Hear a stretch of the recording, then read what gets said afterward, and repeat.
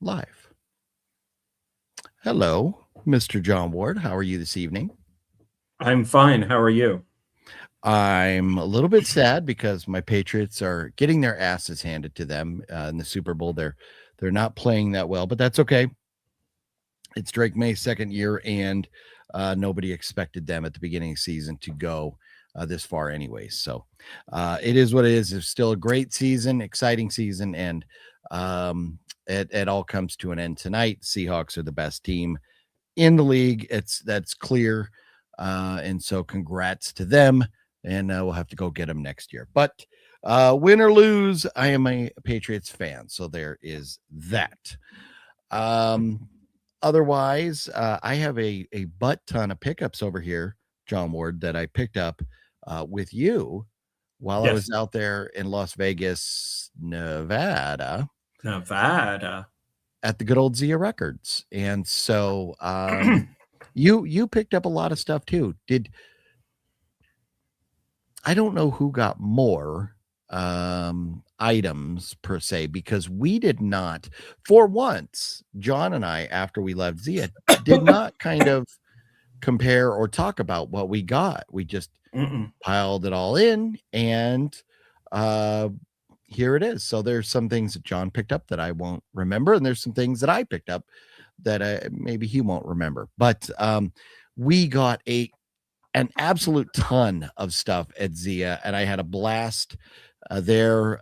We had a lot of fun out there. We walked around down on Fremont, had some drinks, and there was music, which I'm still working on editing that video, editing out the music. There was just so many copyright issues. It started with So many. so many.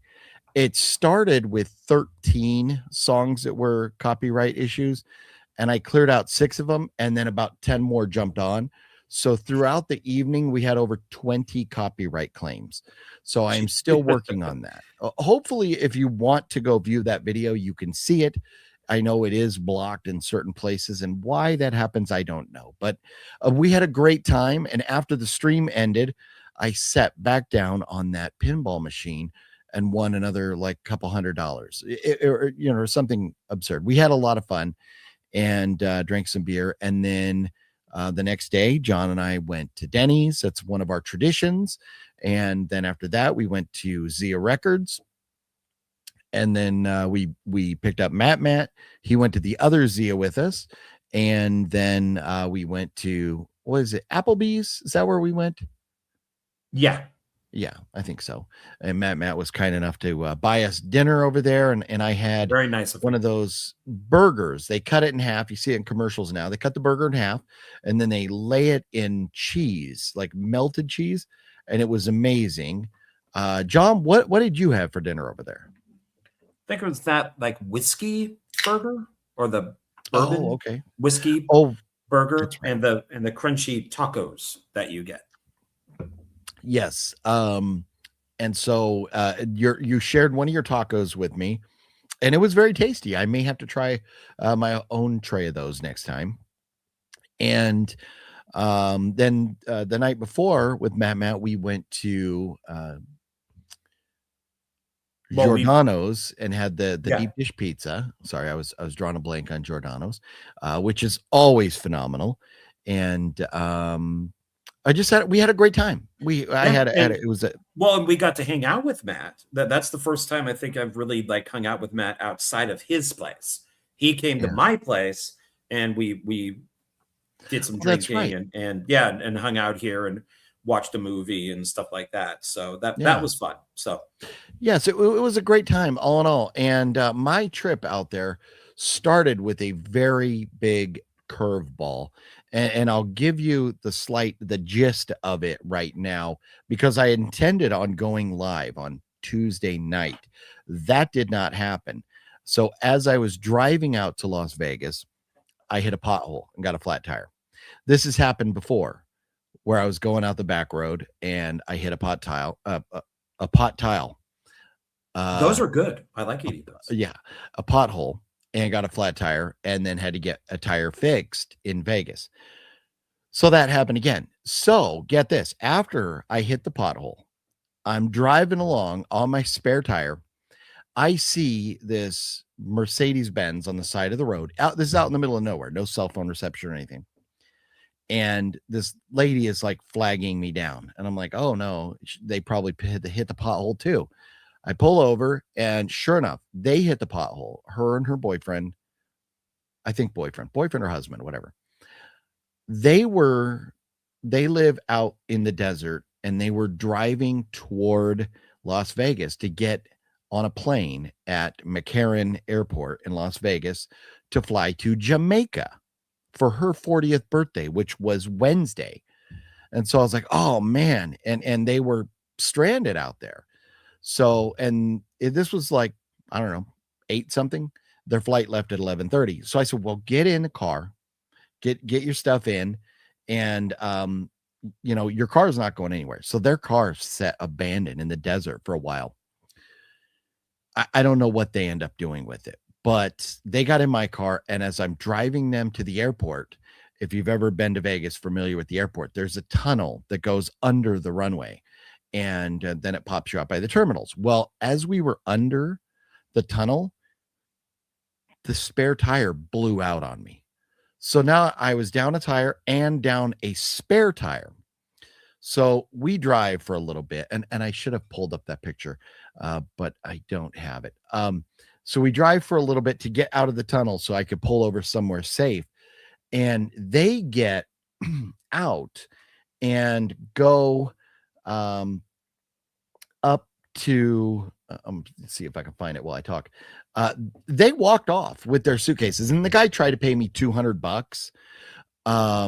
And I was like, no, I was coming this way anyways. And so you don't need to thank me or anything. I'm just doing a good deed, trying to help somebody out.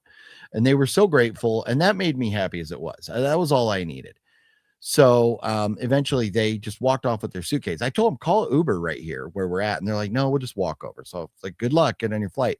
So I don't know if they ever made their flight or not. And I don't know what they did with their car in the desert.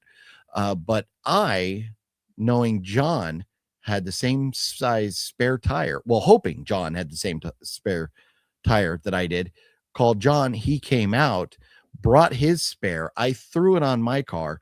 We drove back to John's place, and then I went and got the tires fixed the next day. But what a crazy night. And that's why I didn't go live on Tuesday night.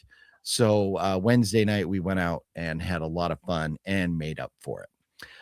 And also, something good to know, if you're in Vegas and want to go party downtown on Fremont Street, if it's a weeknight, you can park at the was it the Hotel California? Is that what it was called where we were? I think it was the California. The parking lot that we were in. It's the parking lot from the movie Casino, where Robert De Niro walks out and his car gets blown up. That parking lot, we parked there. It's $10 for 24 hours. That's not bad at all compared to some of the other places. So on a Friday night or Saturday night, it's $20, but still, that's not even that bad. So anyways, just a little side note there. But we had a great time out there, and came home, and now it is time to show our pickups. I think before we dive into them, we will, say hello to everybody. But I don't have too much in the way of movie news or anything. Tonight is basically going to be us going over a boatload of pickups. John, do you have anything you wanted to mention before we say hello to everybody? No, I don't think so. No, just thanks for being here. Right on. Yeah, everybody. Yeah, thank you very much. And if you guys would hit the thumbs up button for us. Gail says, what's up, OGP and John? I picked up the Omen box set from Scream Factory for $5. Very nice. No, John, are you drinking it? Are you drinking a beer? I am. I need to finish these. So I only have 3 left. So yes, I will be. Yeah, I should have grabbed a few beers, but I was too wrapped up in the Super Bowl. There were some great commercials tonight, and one of the commercials was a Scream 7 trailer that I had not seen before, and I am pumped. We are like 2 weeks away let's see, 8 plus 14 is 22, 2.5 weeks away from Scream 7, and I cannot wait. It looks great. Jonathan, what's going on? How you doing? Brent Mania, yeah, them Seahawks, man. Yeah, congrats to them. Antonis, what's up? How you doing? Hey. Balls, I told you Pats weren't winning Super Bowl. Drake mayonnaise is no Tom Brady. Drake is in his second year. He's in his second year. And I know Tom Brady won a Super Bowl in his second year. But I am still proud of my Patriots, and they will be back giving the rest of the NFL nightmares for many years to come, because this is going to piss them off.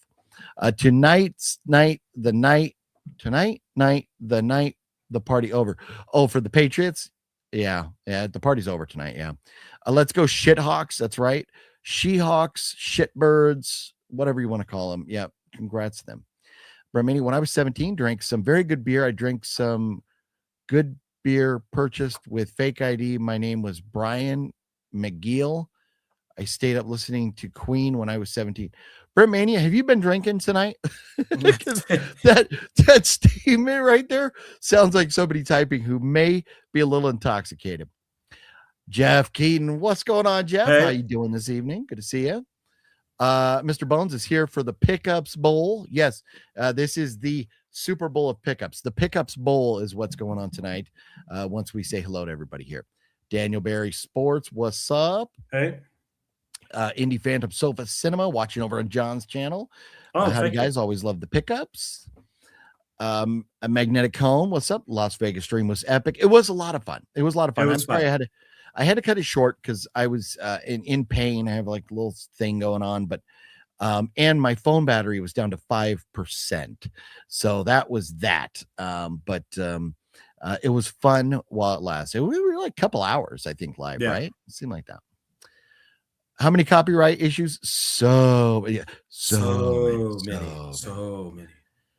Miss Vegas, haven't been there in many years. Yeah, you gotta make some plans and get back there. It's a good time. There's a lot of prices, fees and things like that. But if you know how to go and have fun, you can do it without paying for a lot of that stuff. So ask a regular Vegas person, and when you're about to go, tips to save money. And Mr. Bell, so many. Everybody knows so many. So busy. Sid, did you just grab my ass? I did not grab your ass, Fluffy Gamer. You got a cat there, John?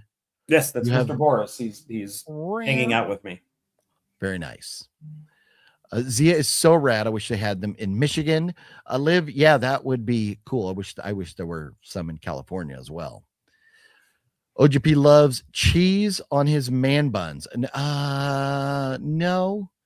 so not a fan of man much cheese on his man buns. So much cheese. There was a lot of cheese.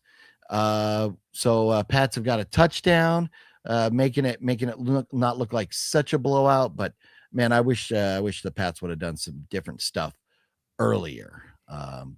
So I'm excited for the pickups that you got from Zia. Yes.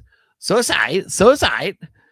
Want to send money to have the shirtless hunks have John up in the air while grabbing his junk, of course. Oh, on the he's talking about when we were downtown, the shirtless guys. Jeff wanted to send money to have them lift you up. The Chippendale guys, those guys. Yeah, that would have been amazing. That would have been amazing. Shelter is a good movie. Nice, Gail. Man, I have not been to the theater in quite a while. Drake is still young. Drake is still got many years ago. Yep. I'm not worried. I'm a little disappointed that played their shittiest game of the season tonight. But hey, if they played their shittiest game of the season 3 weeks ago, they would have never made it. So I'm glad at least they got here and he got the experience. And man, they beat 3 amazing defenses in the Chargers, the Broncos, and Texas.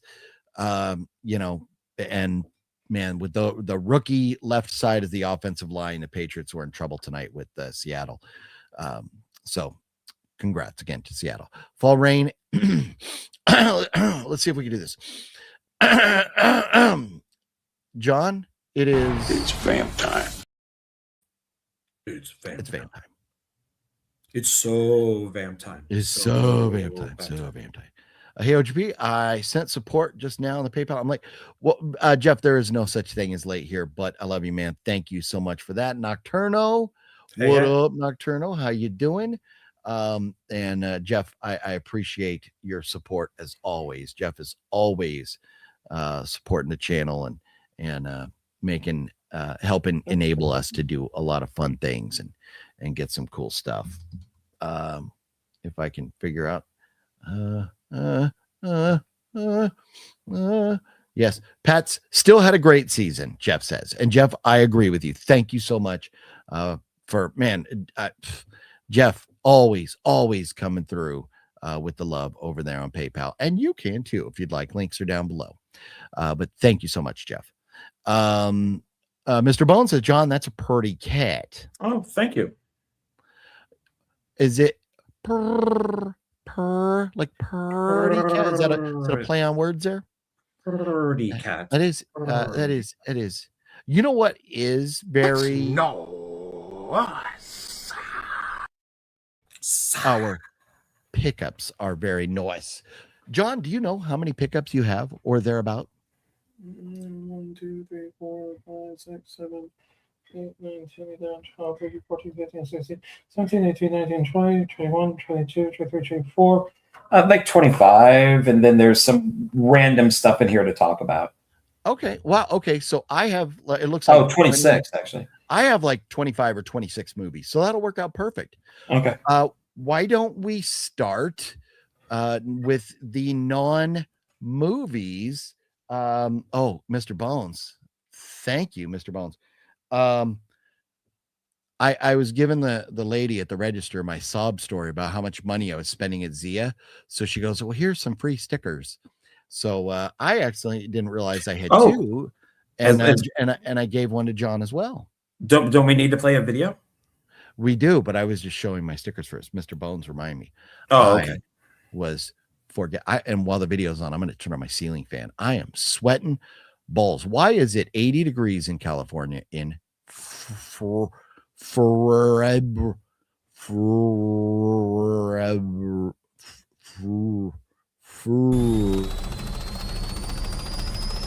I have a serious Blu-ray addiction. You gotta be quicker than that.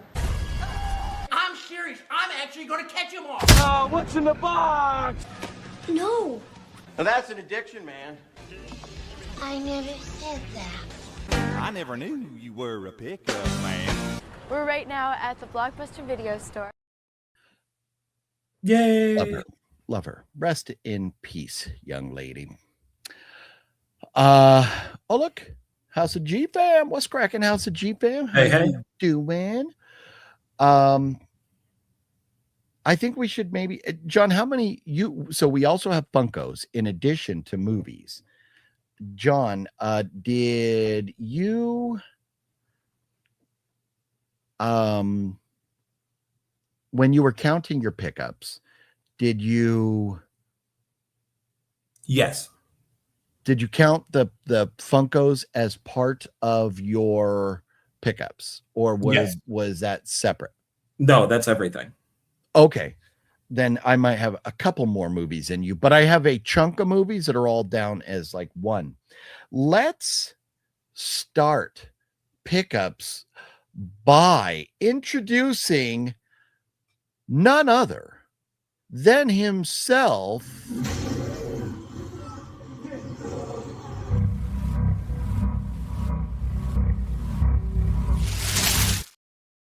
Zia had Pumpkinhead Funko Pops. What? Got me. I finally got me a Pumpkinhead, a Pumpy Funko. Look at that. And they had a few of them. So if you're in Las Vegas and you need a Pumpkinhead Funko Pop, or if you're not in Las Vegas, you can go to Zia's website and order things from Zia Records. And they can like ship them to you. I can't say February tonight, and I can't say ship either. So they will send that shit to you if you order it from them. Funko Pop of Pumpkinhead, one of my favorite horror movies of all time. I'm thrilled to have this. That's my first my first pickup of the night. Pumpkinhead. I love it. Maybe one day Very I'll cool. get lucky enough to get Lance Henriksen to sign it if he shows up at a convention soon. But there you go, Pumpy. John, I got this here. I got a Green Hornet from the 1960s TV show, The Green Hornet. Nice. I got him. So that's Van Williams as Green Hornet. So that specific Funko is from the show from the 60s? Yeah, from 66. Nice. The one that came on like when Batman was really popular. And Very there is a Kato, which I couldn't find, but I did find one on eBay and I ordered it, and it was actually less than what I paid for this one. So this I paid like $11 or something for. And $11. And that one I paid under $10 for the Kato. So now I'll have both. So very cool. And is that show what got you into the Green Hornet, or was it something else? Probably that show. Yeah. Okay. Yeah. Nice. I love the Green Hornet. He's my favorite. No, and I do recall that, and that's why I was curious. What made you initially fall in love with the Green Hornet? Was it maybe that show? I think he looks really cool. They had probably not the TV show, but the movie serials from like the 30s and 40s. There were 2 Green Hornet cliffhangers, and his mask is really cool because it kind of takes up like his whole face or half of his face. So that's probably where I first saw them and thought it was really cool. Then found out there was the TV show, and then got into the comic books and stuff like that. So very cool. Yeah, thank you. I like that. I'm happy for you that you found that Funko. I'm happy that you have your Pumpkinhead. Well, thank you. Gail says cousin in West Virginia has a Pumpkinhead. Very nice. Cinestalker says yes. The Patriots are finally out of their misery. It was a great run this year. Congrats to the Seahawks. It's official. Seahawks are Super Bowl champions. Patriots overachieved by a landslide this year. So the sky's the limit for the Patriots. They're on an uphill. John, are you a big fan of Bruce Lee? I like Bruce Lee. I think both of us like Bruce Lee. So yeah. Got the box set. Recently watched all of his films. I actually cried when Brandon Lee was killed. So I thought that was horrible. I've never cried because of somebody that I didn't know passing away, but I understand a lot of people loved Bruce Lee or Brandon Lee or certain celebrities, and I understand people get that attached. I think I'm a cold-hearted bastard. You're a cold-hearted snake. Look him in the eye. Am I cold as ice? Ice, baby. Slippery slope. Look at this. I picked this up a few days too late because Robert Englund was at Creep IE, and if I had this, I could have taken it over there and gotten him to sign it, but I was unfortunately not able to make it to Creep IE, and so it would not have mattered. But Freddy Krueger, I did not have a Freddy Krueger Funko, so now I have basically, if you name a franchise from horror that should have a Funko Pop, I think I have them all. Aside from Pinhead, I don't have Pinhead yet, but I mean, I have Leprechaun, I have Scream, Friday the 13th, Nightmare on Elm Street, Halloween. I mean, like you name it, the franchises, and I've got the Funkos now. So there it is, Freddy Krueger finally added to my collection. And yes, the boys with some Paula Abdul. That is correct. Represent the Paula Abdul, the former Los Angeles Lakers cheerleader turned pop singer turned American Idol host turned whoever knows where she is now. But I will tell you, back in the early 90s, one of my major crushes, Paula Abdul, was gorgeous. Didn't she date Emilio Estevez? I don't know. I believe she did. Yeah. Oh, the mighty Duckman himself. If you if you had seen, if you would worship Night at the Roxbury like most of us do, you would understand that reference. I probably should rewatch it since I did You get should. to work with Richard Grieco. Oh. Thank you. Richard Grieco. Thank you.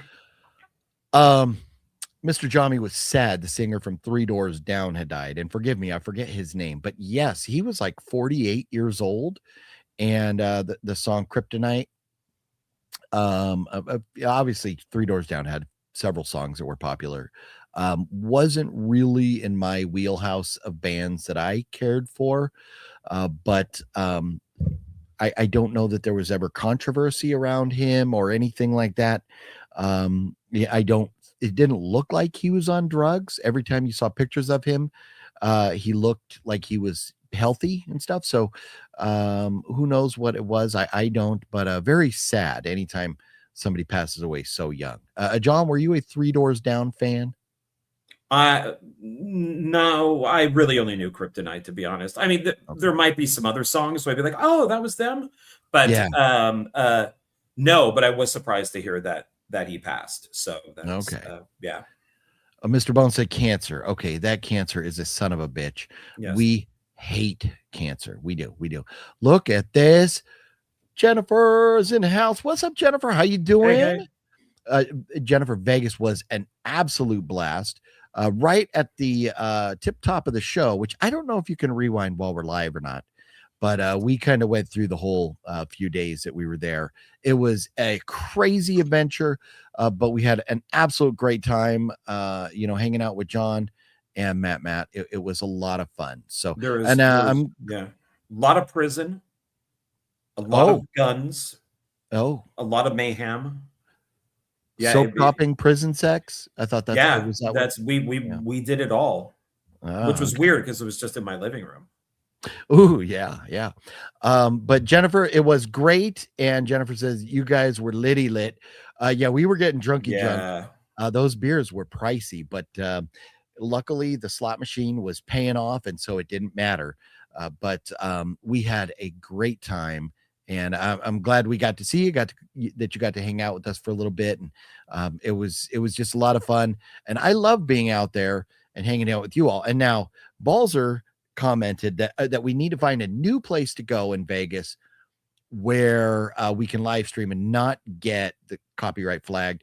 And I don't know where that would be so fun.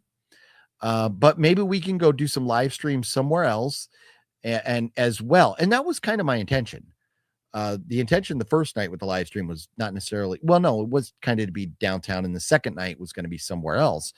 But we need to go do some live streaming elsewhere where there's not music, and we'll try to do that one of these days. Metal Greg, what's up, Metal Greg? How you doing? Hi. A couple more comments, and then we'll get right back into the pickups here. HC coming through. What up, HC? Unsane or Bad Bunny halftime show. So HC, I know you are one of a couple folks that is and HC is always with the questions about Unsane, and we love you for that, HC. We don't love Unsane. Maybe John's okay with that. I don't love it. But here's the question, and thank you so much for the super chat there, HC. Unsane or Bad Bunny halftime show? Ooh. Now Bad Bunny halftime show is like 15 minutes, right? Unsane. John would rather watch Unsane. And complete honesty, transparency, I was curious. I was not curious about Bad Bunny. I've heard Bad Bunny songs before. I don't know any of them, but all I know is that every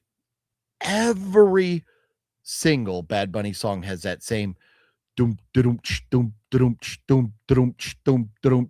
Every single song sounds exactly the same. So, you know what? But a lot of people like him. More power to him.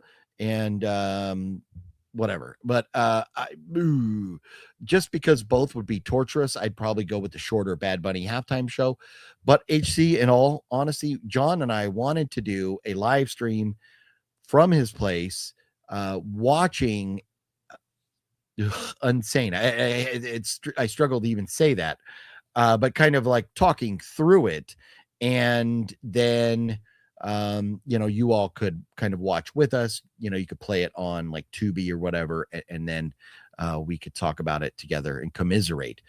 But we just, because of the flat tire and everything on the first night, then the second night was the live stream downtown, and the third day, and if you guys don't understand, when John and I talk about going to Zia Records, it's not like going to the store for a few minutes. We were at the first Zia Records for like 3 hours. And then we probably spent a total of 5 hours in Zia Records on Thursday. So between that and getting something to eat and, just kind of sleeping in, enjoying the day goes by so fast. So that live stream did not happen, but I'll blame it on the tire problem there. So it was definitely a party, Jennifer. It was. We had a great time. That Funko looks fake, OGP. No movie title on front. Which one? The Pumpkinhead or Freddy Krueger? Well, collect them all. What has all the what's the front look like? And the stickers and stuff. Yeah, it does. It just says Freddy Krueger, and it doesn't say a movie title up on the top there, up on front. Yeah, that is interesting. Weird. Yeah. But it does, like, on the bottom, it has like the Funkos usually have like all these numbers and things down there. Anyways, if it is fake, and then so be it. I have a Freddy Krueger Funko. It looks real, but it is interesting. Unless it's a misprint, because I'm looking at them here and they all say A Nightmare on Elm Street on the top. Okay. Freddy Krueger at the bottom. But even if you have a fake, I like getting the fakes because they're different than the regular ones. So yeah, they all say, let me type in maybe. Or you know what I wonder? If maybe, well, I don't know. Yeah, even the fake one here has A Nightmare on Elm Street on it. They're saying this one's a real one, this one's a fake one. Here's how to tell if it's fake. But they all say A Nightmare on Elm Street. So you might have a misprint. You might have like a specialty one there. Yeah.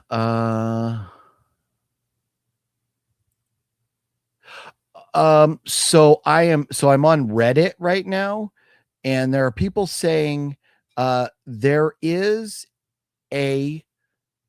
one that has no movie logo on it that was an error, that was a misprint.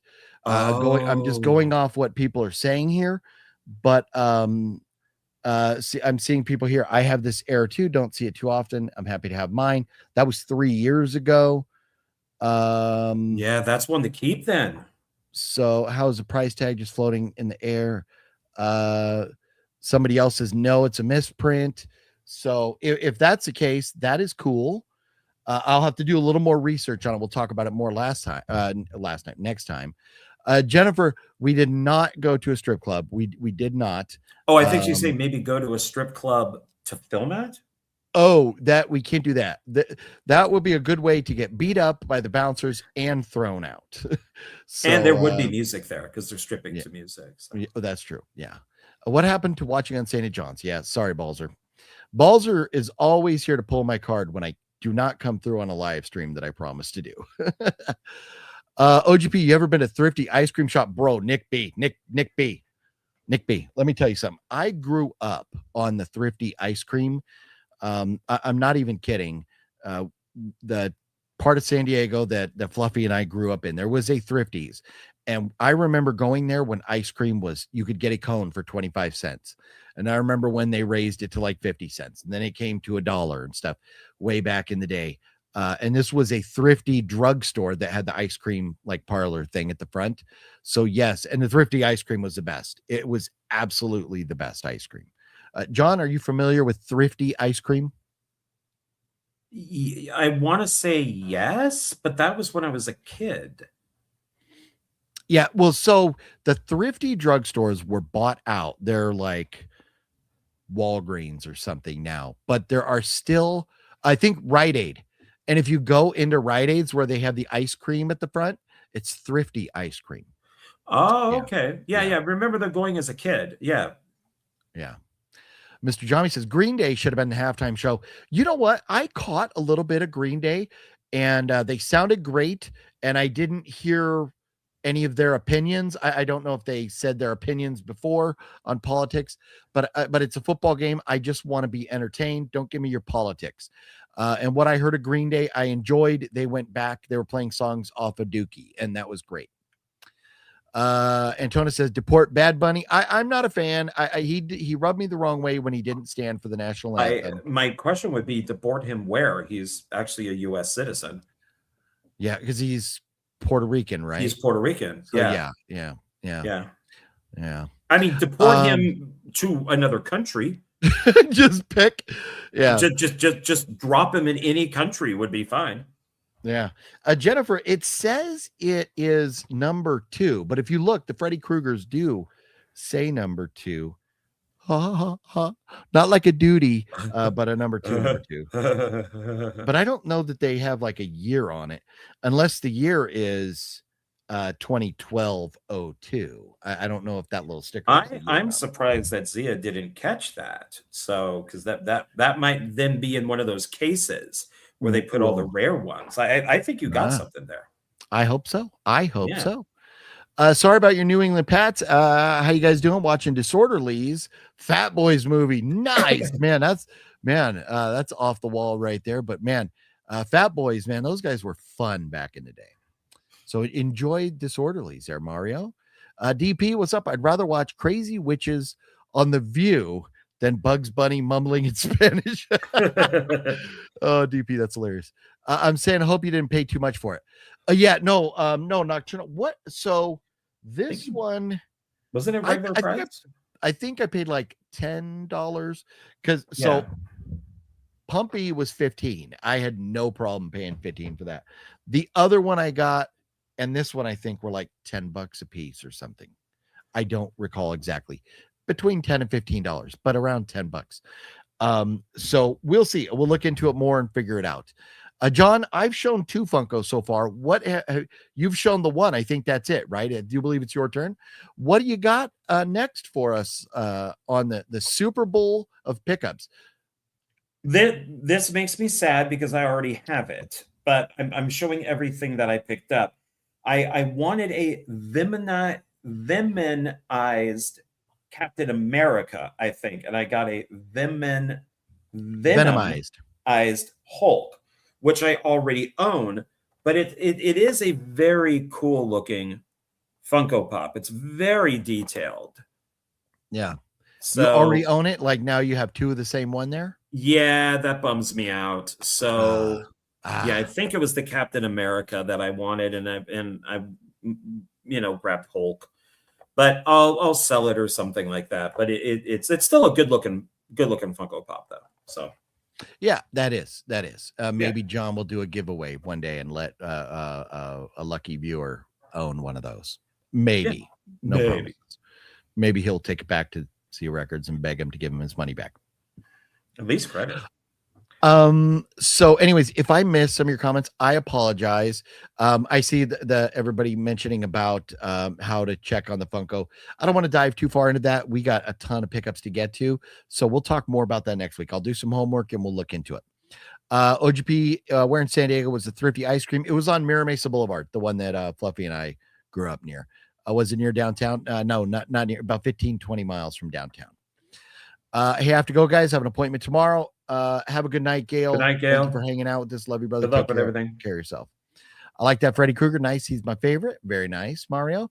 The Hulk Funko Pop looks like he has rabies. Yeah, he's pretty insane looking on here. He's got like tentacles and everything hanging off. So yeah, that's a pretty rabid looking guy right there. Yeah. Tongue all sticking out. Funko. Yeah. Yeah. Did you guys see the gorilla again in Vegas? I'll let John answer that. John, did we see the big dancing gorilla in Vegas? We walked past him a few times. I wanted to go take a picture with him. You should have. I should have. I think you mentioned something about a bear and a gorilla together would have been funny. Yes. Yeah. I think that would have been great. Metal Greg Nowhere Mirror Maces. Yeah. Mirror Mesa Boulevard. It's I don't know what that building is now, but it's, if you know where the McDonald's is on Mirror Mesa Boulevard, kind of by the post office, that it was, the Thrifty was right behind that McDonald's. The next Funko Pop that I purchased, I had to do some digging for this one. In fact, I had to dig through the ditches and something about witches to get this Funko Pop right here. And that is a Rob Zombie Funko Pop. And I already have one that was a Christmas present from my wife a few years ago, but I did not have this one, and I think it's pretty cool. He kind of looks like the Black Phone guy there a little bit, but I don't know what the deal is with this. But the Rob Zombie artwork is very familiar looking, and I really like this Funko. I am a huge Rob Zombie fan. Music, movies, everything. So when I saw this, I had to have it. So Rob Zombie Funko Poppy for me. And I can't play his music. We're not doing music on here anymore. YouTube has been beating us up about that pretty badly. Yes. How many Funko Pops do you have to show? That's it. Just those three Funko Pops. Three. Okay. House of GFam says he looks like Blade from Puppet Master. Oh yeah, I can see that. Yeah, that's cool. What you got next over there, Mr. John? Well, I have two more in a box, and then I did that 3 for 10. So, but I could do the 3 for 10 all in one.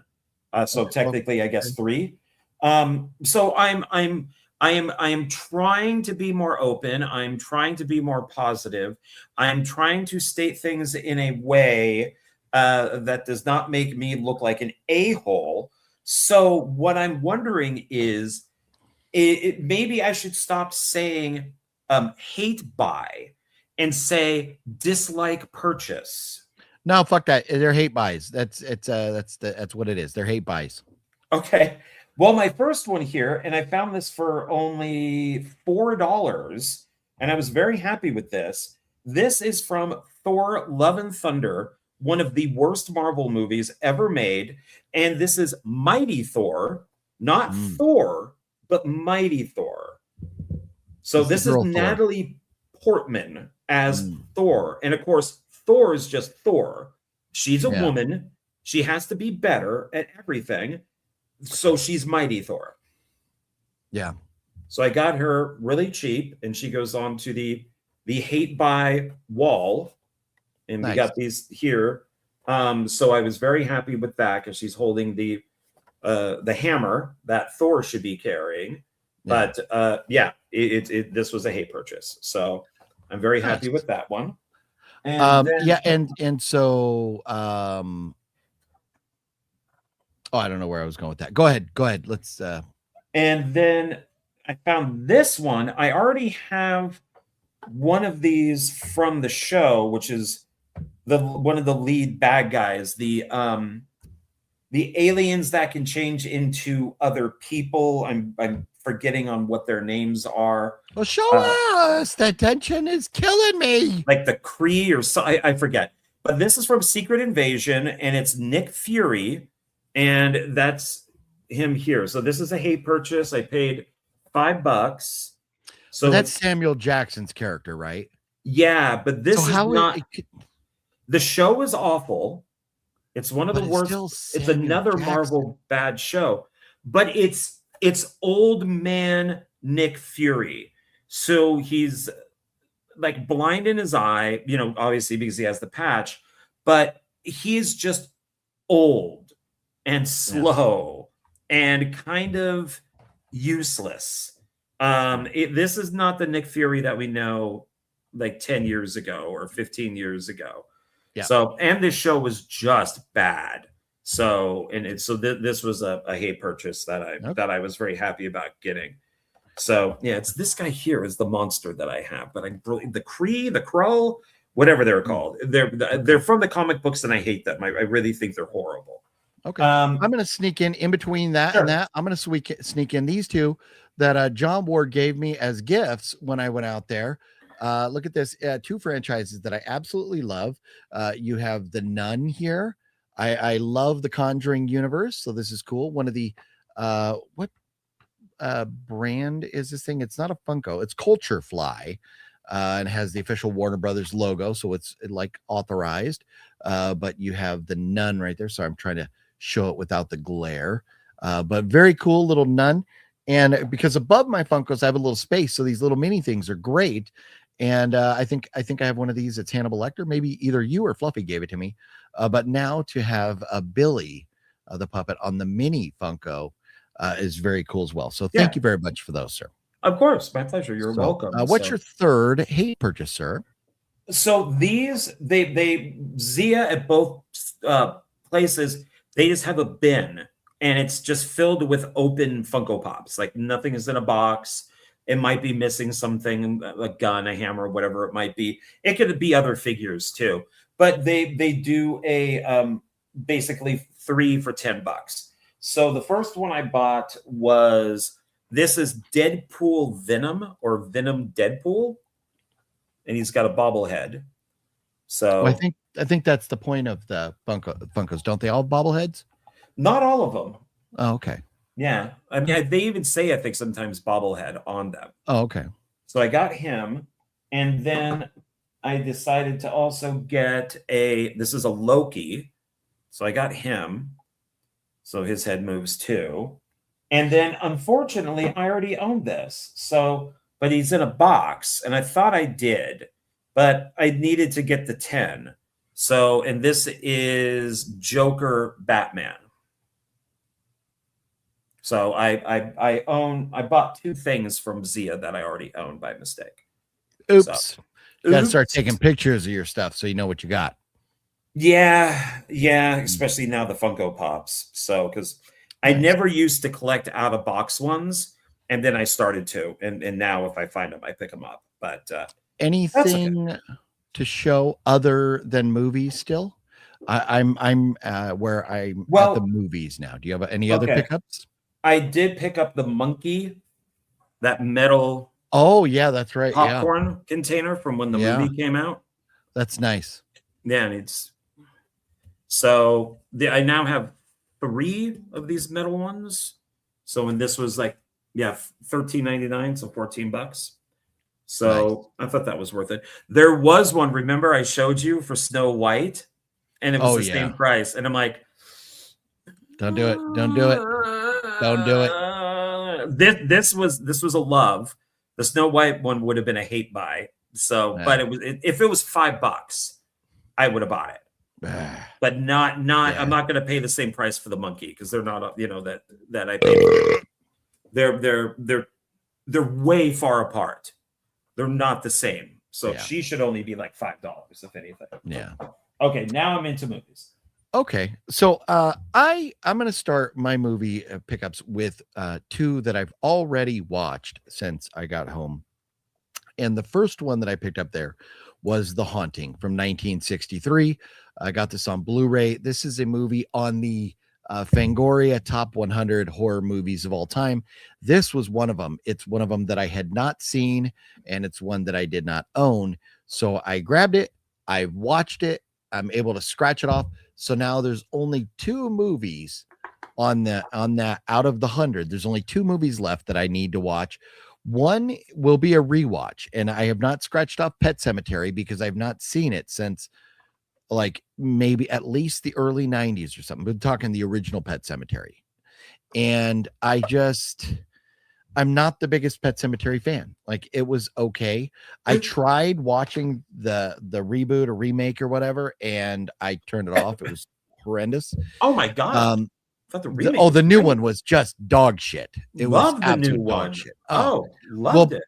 So, anyways, I haven't scratched that off because I don't remember. That is your opinion. I honor your opinion. It is in my not opinion, the new one was terrible. And in a lot of people's to have that opinion, because of the scores that it received and the hate that it received suggested that it was trash. But anyways, that and the other movie that will not ever get scratched off because it's too funny. Because will I ever watch this movie? Nope. And that movie is Nope. So it shall remain the only movie not scratched off. But I had a good time with this. How This is that one of the very best much films? it's voted on by the fans, and there's a lot of people voting that I shouldn't be don't allowed to vote. believe that. Yeah. How did you Yeah. like The Haunting? I thought it was good. I enjoyed it. I like every once in a while, I like going back to a kind of slower pace, old dialogue driven film from, way back in the day, the 40s, 50s, 60s, or whatever. And this was definitely that. One of the lines in the movie I love is at the very beginning of a Rob Zombie song. I forget, but maybe somebody could remind me. The song starts off by pulling dialogue out of here that says the supernatural is something that should not occur, but it does. Or the supernatural is something that should not happen, that's but like, it does. I know that one. That line is from this movie. He ripped it right out of this movie. And so I don't know. We could Google it or whatever, but anyways, I enjoyed this movie a lot. Should I spoil it? It's only 62 years old. Isn't that insane to think? This is 63 years old now. A movie is 63 years. That's nuts. But anyways, I very much enjoyed it. I give it the new 6.5 out of 10, which is, and I say that's not the official score, but it's my constant rating of 3.5. So it got a 3.5. I enjoyed it. I'm very happy to have watched it, and I'm glad that it's in my collection now. So, The Haunting. John, what have you got over there? What are you going to start with? Well, I have not removed any stickers at all. So I start off with one that you and I started, but instead of me falling asleep in it, you were falling asleep in it. And that's Drive Hard with John Cusack and Tom Jane. Did you go back and finish that movie? I didn't. Maybe I should. Okay. Maybe for the next show I will. I thought about looking for it the other night after I got home and trying to watch it if I could find it somewhere to finish watching it. But then I started thinking about it and I was like, I'm okay. Well, it's funny is they have the names of the actors back here. So this is like, Thomas Jane, The Punisher. Okay. The Mist. Okay. Dreamcatcher. Okay. It's an action movie. Those all kind of fit into here. Then John Cusack, 1408. Okay, Stephen King. Okay. 2012, action. And The Butler? Huh. I think of John Cusack. I think of him holding a stereo over his head. I don't think of any of those. Yeah, say anything. But The Butler? What a weird movie to put on here. They could have put Con Air. And it would have matched with what this is. The Butler? So I guess it's for... like maybe those arty people or women, and they're like, ew, I don't want to see, The Butler? Well, now we can watch it. It must be sophisticated. I wonder should we give John Cusack a new nickname? Maybe John Ballsack? I was thinking John Cuticle Sack, John Cutically Impaired, as in hair. Oh, yeah. Because he going bald, man. He got a bald head. John Cusack got a bald cool duder head. Yeah, it's bad. He's wearing like a trucker cap, and when he turns his head, for some reason the cameraman didn't go, hey, we need to fix that, because he has a giant bald spot in the back of his head that is really, it grabs your attention. And so it's weird that they wouldn't try to fix that. Yeah. Thomas Jane's hair in this is awful. It's got the long hair that I hate him in. I really don't like that hair. Tom Jane, he's been known to have some fucked up hair throughout his movies, whether it's on his head or on his face. It's vamp time. He got some. What is going on? It's vamp time. It is. That's something right there. But look at. Oi, oi. What up, sexy sumo? Sexy sumo in the house. Sumo says Gross Point Blank. Everybody loves Gross Point Blank. Oh, right? Gross Point We all Blank love is great. They did a semi sequel to it. They just couldn't use the name and stuff. But there is one where he's an arms dealer, and it's a semi sequel to that, I believe. Nice. Dracula and Frankenstein are almost 100 years old. I know. Mr. Bones, not a John Cusack fan. And I want to see the new Dracula. Looks good. Yeah, the new Dracula looks good. There's so many movies. I got to get to the theater. I got to spend so many movies. Have you guys watched the original The Innocents? Says Jeff. I don't think Decades ago. Yeah, somebody when the remake of The Haunting came out, all the little art houses and stuff, they were playing the original, and I think Innocence was one of the ones that popped up. Nice. Yeah. Nice. Yeah, you'll have to let me know how that movie ends up, if it's worth maybe that's worth doing for next week. Okay. So the next movie, and I watched 2 of the movies I picked up so far, and the next one that I watched is The Wolf of Snow Hollow.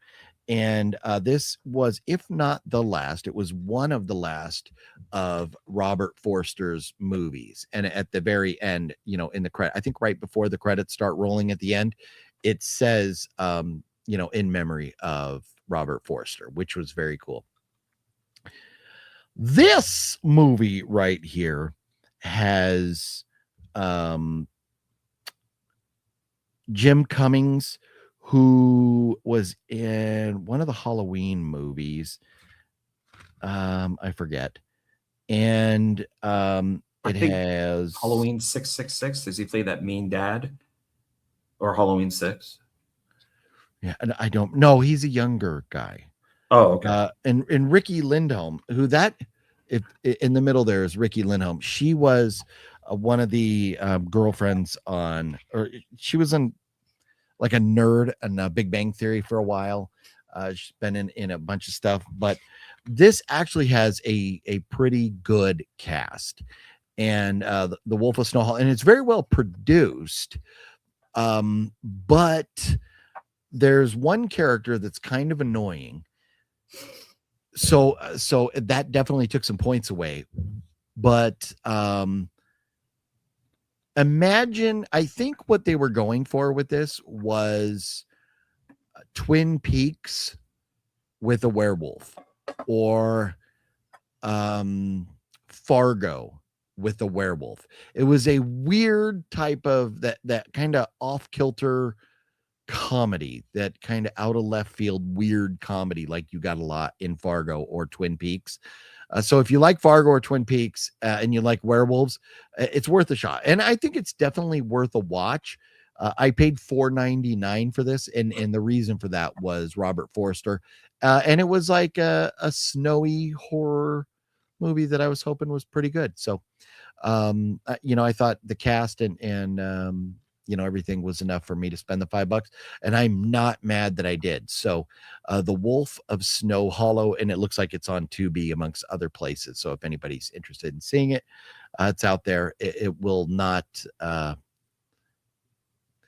it's not the greatest movie all time, but it's worth a watch. We'll leave it at that. The Wolf of Snow Hollow. So DVD. And that is one that I will watch. And since you're talking about what you watched, this was not in this go around, but I did watch one also from Zia Records that was picked up a little bit ago, because I thought you picked it up. Oh yeah. It shows how much we paid attention to each other. But I watched Let It Snow, and it takes place in the snow. So as you pointed out, we got snowy movies, and it's a slasher film. It's actually from the Ukraine, I believe. An American couple. They go to ski this mountain. Well, they're snowboarders, so they go to snowboard this mountain. They're warned about the mountain, that everybody dies when they go to the mountain, because there's a serial killer up there, because something happened in the past to the little girl who was killed by 2 snowboarders. And the boyfriend is kidnapped. He's missing. The girl then is stalked by a killer on a snow sled. And is that what they're called? With the motorized snow sled? Is that Snowmobile? Snowmobile. And I thought this was really good. I thought the lead actress in this did a great job.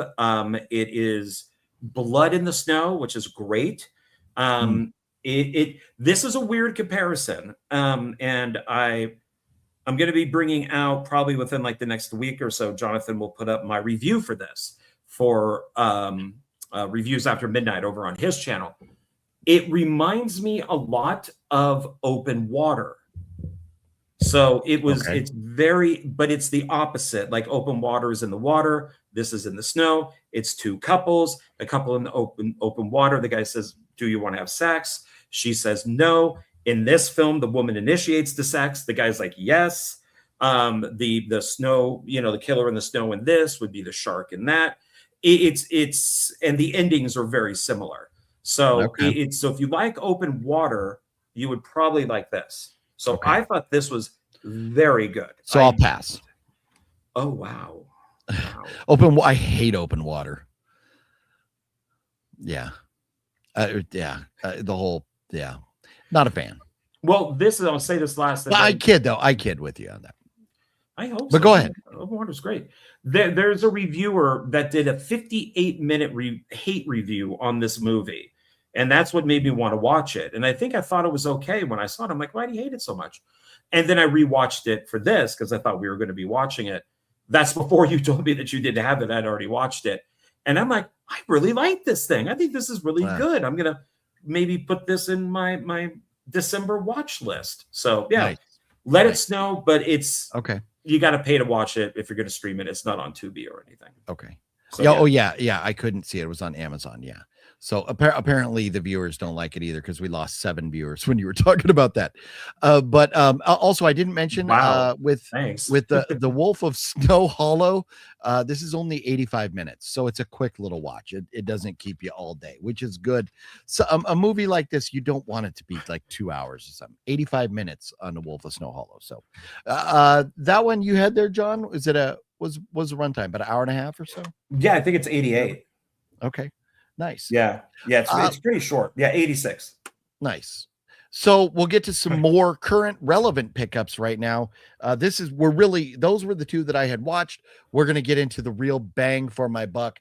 I got some amazing pickups. And John, part of the reason, like I had mentioned earlier about the stickers that we had gotten, which I have lost, we got those because I was giving a sob story because I spent $275 at Zia between the two stores. $275, but I checked some off the list and I have some great movies. But that $275 doesn't count my next two pickups, which I bought at Walmart, one of which being the Black Phone 2 on Blu-ray. If they had on 4K, I would have bought the 4K, but it was $22.99 or whatever for the Black Phone 2. I enjoyed it enough that I want to own this, and so I want it in my collection. I have the first one, and maybe it's not as good as the first one, whatever. I'll watch it again and make that decision, but Ethan Hawke is great. I love Ethan Hawke and almost everything he does. So the Black Phone 2, definitely wanted to own that. Once I saw it at Walmart, I had to grab that. So there you go. Black Phone 2 added to my collection. John? I will eventually own that myself, too. So... yeah, and I know I'm gonna like it, even though I didn't like it to begin with. And then this is one that I already own. So actually, I got 3 things that I already own, and that's Dead Sea. I already own Dead Sea. So that bummed me out. And my reason for getting it is because it does have James Duval in it, who I've worked with. Oh, and he signed my Donnie Darko, Blu-ray for me. And so I'm like, oh, cool. It's James Duval. I'll pick this up. James Duval was in Donnie Darko? Yeah, he played the rabbit. Oh. Yeah. Okay. All I know him from is what he was like, wasn't he the Crow in one of the Crow sequels? It was just terrible. No. What did I watch with James Duvall that was terrible? But okay. Yeah, so that could have bummed me out that I already owned it, but at least it only cost me $4. So I'll just sell it back to Zia. So yeah, that bummed me out. It looks like this little picture of him looks kind of racist, but what are you gonna do? Oh yeah, see, that's crazy because James Duvall's been in a bunch of stuff. Oh, how funny. He was just in Cool Dude or Skate to Hell.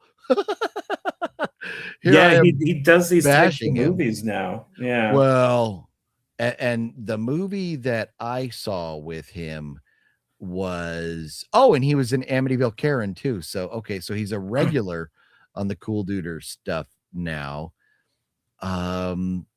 What was it that I saw him in? I think it was something that we watched for Voyage to the Bottom of the Barrel that was just horrendous. He's been in a million movies and they all suck. Anyways, including the one I worked on with him. Oh, which one was that? Zone Ghouls. Oh, okay. Yeah. I'm very nice guy though. A really nice guy. So well, that's cool. Yeah. Okay. So I don't know what he was in that I saw, but hate Donnie Darko, overrated. I enjoy Donnie Darko. Okay. That is your opinion. My opinion is that it's great. I respect your opinion. Your opinion is not wrong. It is just different than my opinion. Thank you, John. Sure. Mr. Bones bought Blu-ray at Walmart too, because with Walmart you have to give what they give us. That is correct, and that is the reason that I have not purchased Heart Eyes. Walmart has had Heart Eyes sitting on DVD on their shelf for months and months now, and I refuse to buy it on DVD. I want it on Blu-ray or 4K, and so I just need to break down and purchase it online because I don't see it at Zia because I think people that are buying it are keeping it. The other movie that I picked up at Walmart was also $22.90. It was the same exact price as the Blu-ray that I got of Black Phone 2, but this is a 4K, and that is Osgood Perkins' new film, Keeper. John and I did not like this film. We saw it together in the theater, and we were disappointed. It was like visually, it was shot very well, but the rumor is that this was shot during the writers' strike, and so it all had to been done in and by Canadians. Not that Canadians make bad movies, but something was going on with the writing of this film. The writing really killed it, but it wasn't the worst movie ever, and I do love me some Osgood Perkins, so got that there on 4K. Very happy to get that. Yeah, it's all. I'm going to be picking up both of those 4Ks at some point. Nice. And then this one is one that you purchased, but then I made a joke. I think that was my copy, and we went over and tested it, and it is. So beware. I went when we were doing our video on John Carpenter films. I looked to see which ones I was missing and if they had a Zia, and they had both Masters of Horror. So Cigarette Burns played fine. It was okay. Pro Life did not. I had to watch it on some other channel, like I don't know, Daily Motion or something like that. And so I was able to watch Pro Life, which was pretty good. But this just kept screwing up. There was just a huge problem with it. So I brought it back. They gave me credit, which was fine. They told me that there was another copy at one of the other locations or something, like in Arizona or whatever. It never showed up. And then when you found this, you're like, look what I found. And I'm like, I bet that's my copy. Yeah. And we believe it is. That we went home and tried it and it screwed up. So beware when you buy these things from these places that they might be putting out things because maybe they popped it into a player and the menu played fine. And they're like, no, there's nothing wrong with this. And then they put it back up on the shelf. Yeah. So I will be taking this back to them with the receipt and saying, I want credit, you want credit, whatever they could do for me. Yeah, and because this was pretty good, and it is one that should be owned. I enjoyed this quite a Yeah. bit. It's John I Carpenter, definitely want to so- get a copy. I definitely want to get a copy of that. And it's too bad, but yeah, I'm disappointed that Zia put that back on the shelf. So yeah, hopefully you can let them know and they do something about it. Yeah. The movie that I was thinking of that I watched with him was The Abduction of Jennifer Grayson. The Abduction of Jennifer Grayson with James Duvall was fucking terrible. So I don't recommend that at all. But I will say I also enjoyed the sequel to Donnie Darko, Darko. So I'm one of the only people who like that movie. Oh, I purchased that because of your recommendation. I've yet to watch it though. Oh, you will hate it. Okay, good. It's one of the those films next that everybody movie hates, but me. Oh, the next movie I picked up was something that I've wanted ever since the day I saw it in theaters with Master Chaos and some other folks, and that is Anora. And it's funny, it went straight to Criterion. So I think if you want it, you basically got to get the Criterion, but that's okay. Anora was phenomenal. Mikey Madison is great in this. She's on, and I don't know what else she's done lately, but between Scream and this and stuff, she was on a little hot streak there. But Anora, and I actually bought this.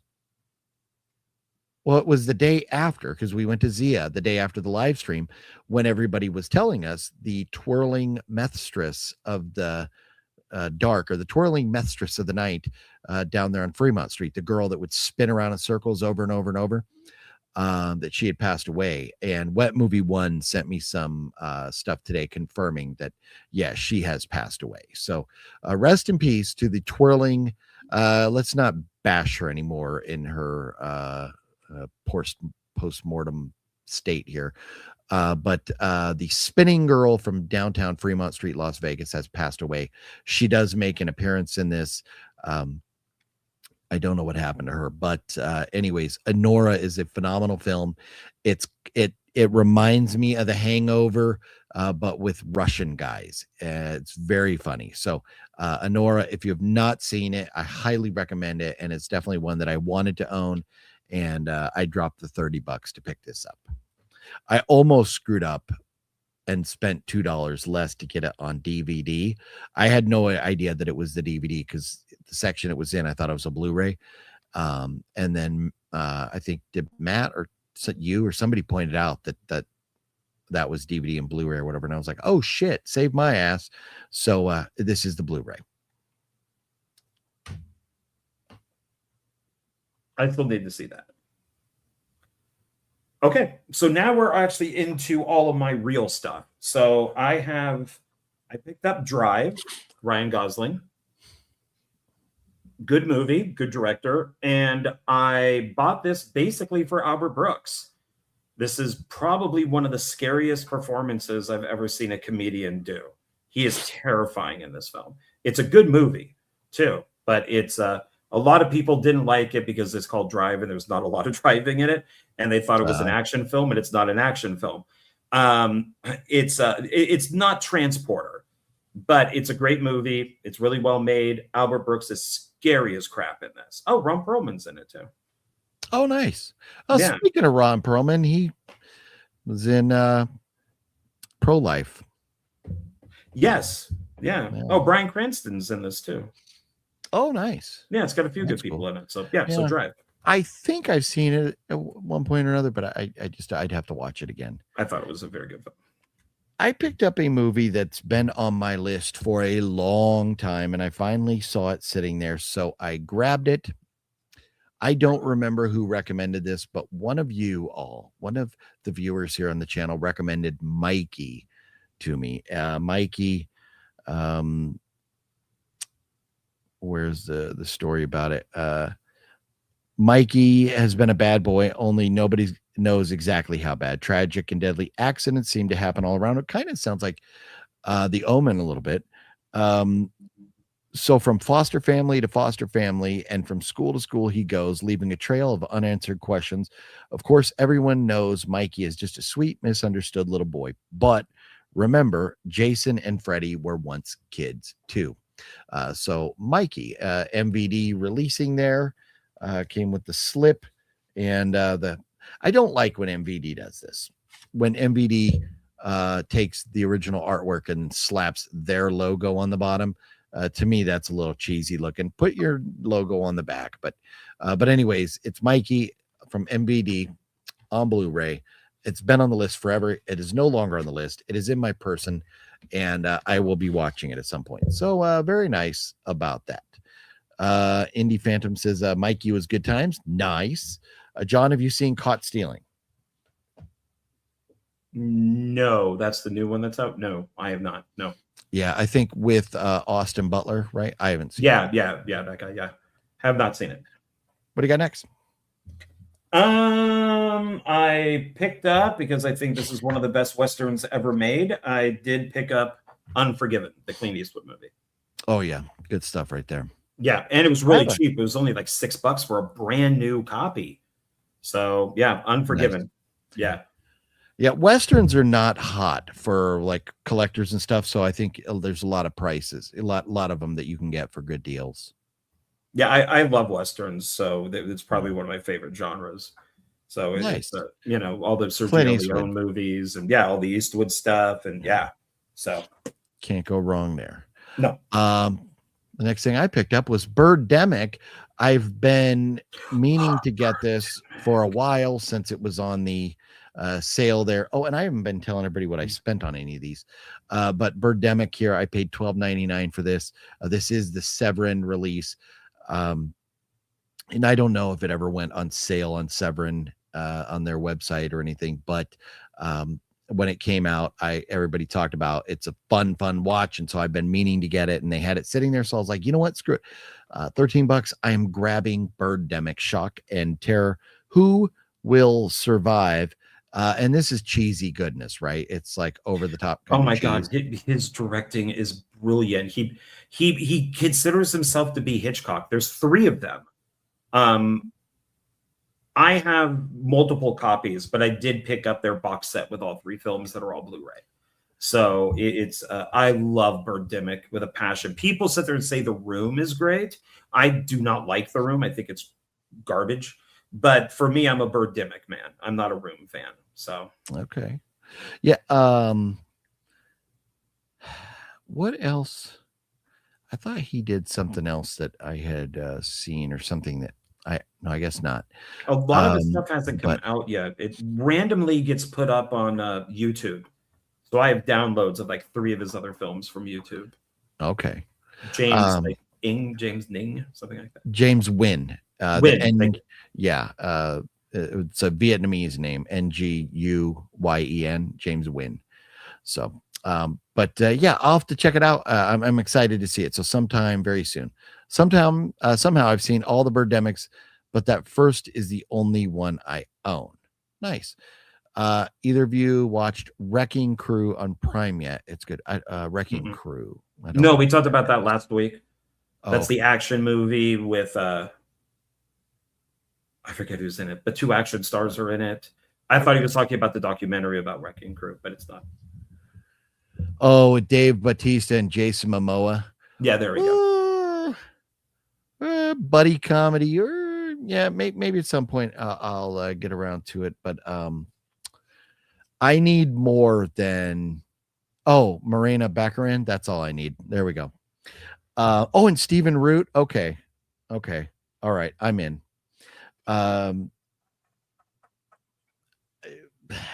Dave Bautista and Jason Momoa are not enough to get me into a movie, but if they're there, great. If not, whatever.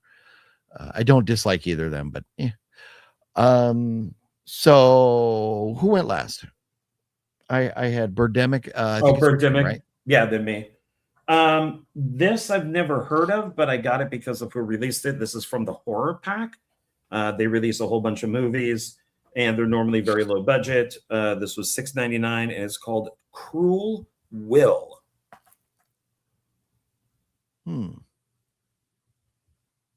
What's it about? No idea.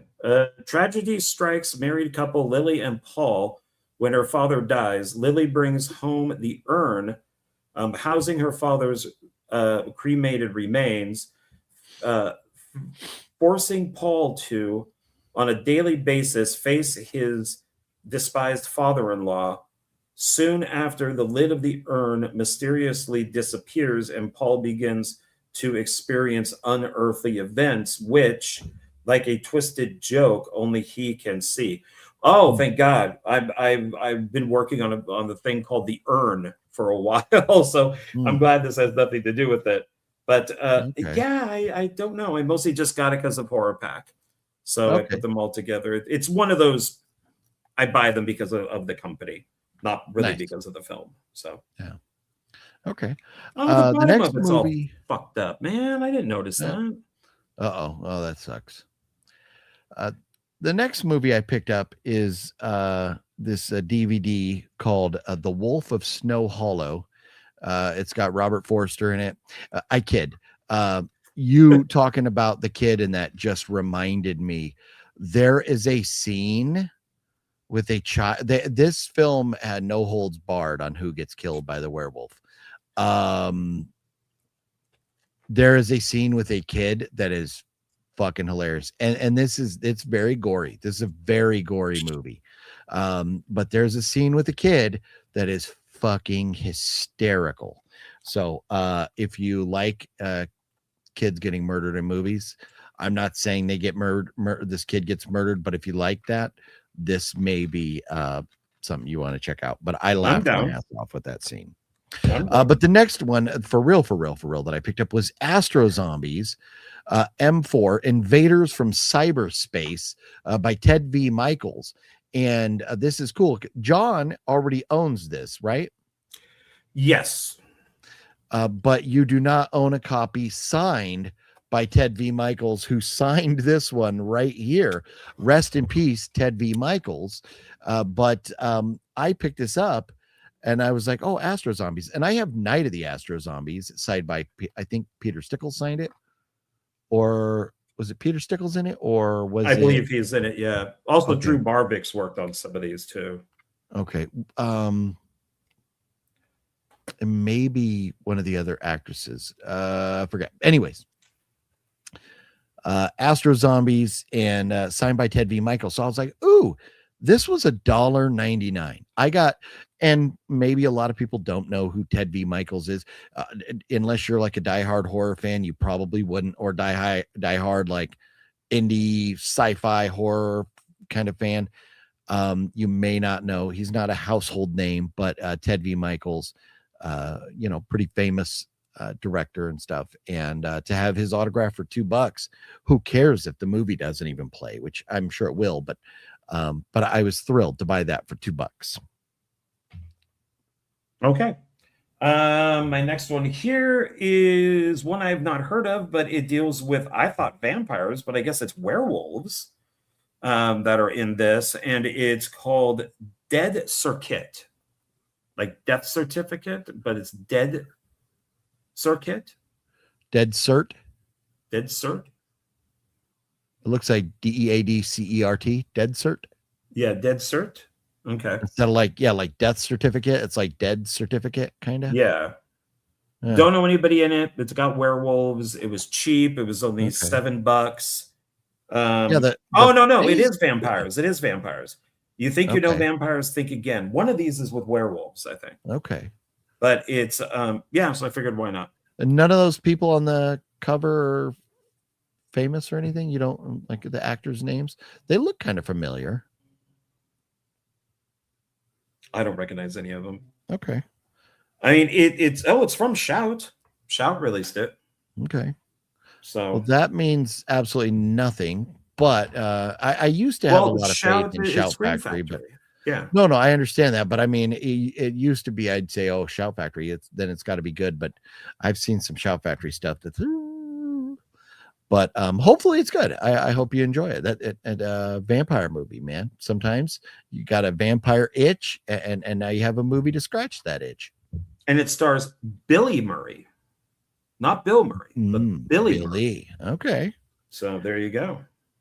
Okay. So I love a good holiday horror movie, and I saw I'm Dreaming of a White Doomsday sitting there.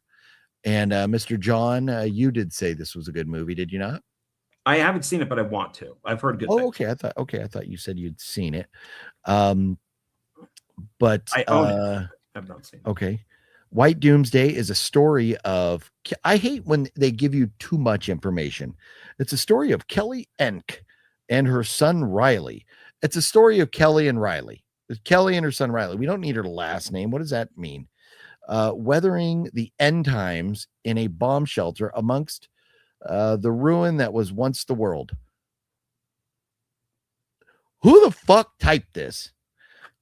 With Christmas Eve approaching and supplies and hope steadily declining, Kelly must make a horrifying decision that will cause her to find out just how far she would go for her child.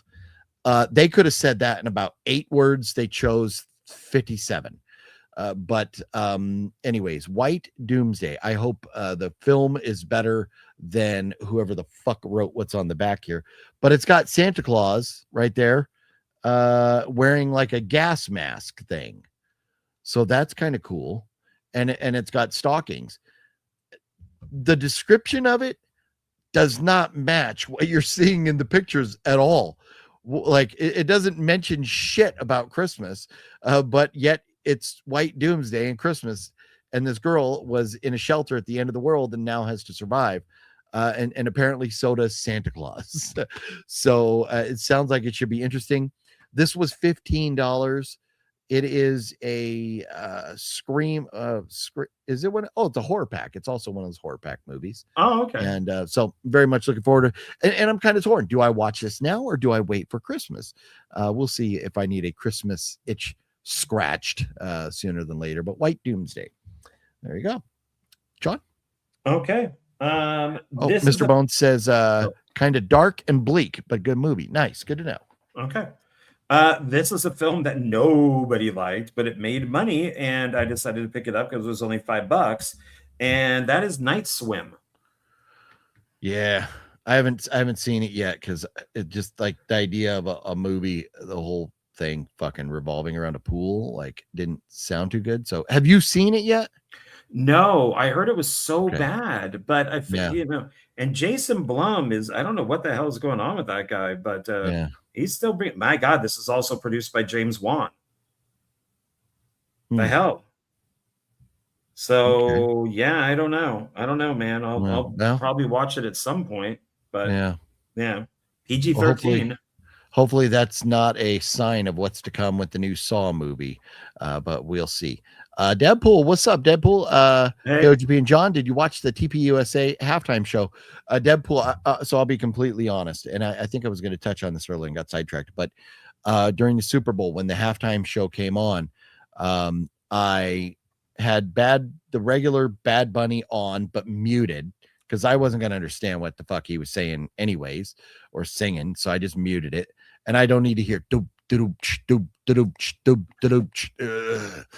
So I muted that, and then I turned on my phone the Turning Point USA halftime, and which it was basically just like it was Turning Point USA. It's what you expected, and so that was on for a little while, and then John messaged me, so I listened to John's message and I called John.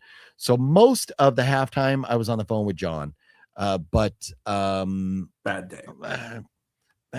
I did see at one point there was like 4 million people watching the Turning Point thing, but that probably paled in comparison to the probably 100 million that were watching the Super Bowl.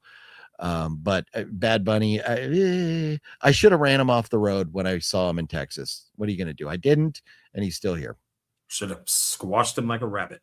Yeah, I saw that there was like a Bad Bunny truck that like their their concert, whatever, all their equipment going from show to show or whatever.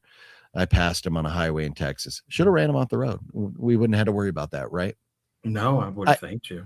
I kid. I'd be probably in jail watching the Super Bowl, but that's okay. Would have been worth it. OGP, does Doomsday have alt art? Doomsday. Oh, White Doomsday. Does that have alternate artwork? No, it's just on the inside, just white. Nothing there. No alternate artwork. For White Doomsday, the poster used on IMDb is way better than the photo in the disc. Okay, good to know.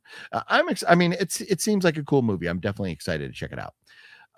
Indie film, but Indie Phantom Sofa Cinema. My bad. And there's somebody else who's like Indie Film something. No, or I'm thinking Indie Film Cafe, huh? But Indie Phantom Sofa Cinema over there, John. That's your buddy, the one you did the video with the other day. Indie Phantom Sofa Cinema?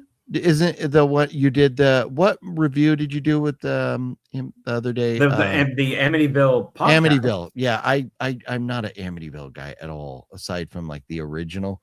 So I always blank on those. Why you got to bring it up just to put it down then, huh? No, I was trying to remind you, but I was drawing a blank on the name of Amityville because I don't know why. But that's not him, is it? But you said the movie sucked anyways, isn't it? Isn't he the one you did the? No, I think that's something duck. Oh, you're right. Okay. Yeah. My bad. Oh, hold on. No, Indy, looking at his picture.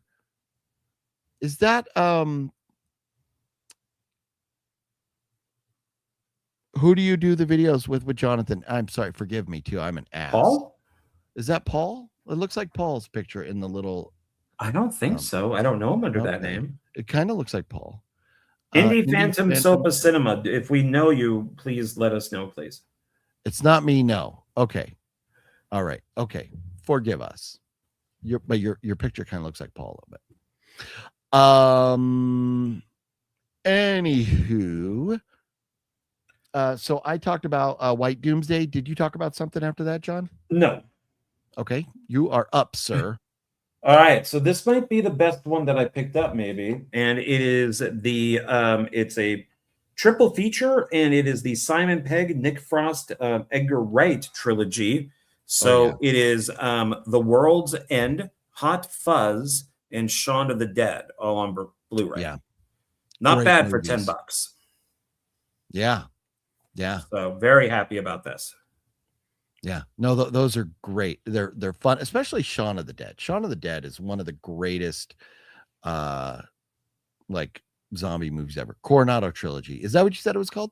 Coronado. No, I didn't mention what it was. It is their trilogy though, but no. Yeah. You and I were talking about it though. Oh, there it is, right either there. At your house yeah. Coronado trilogy. Decent.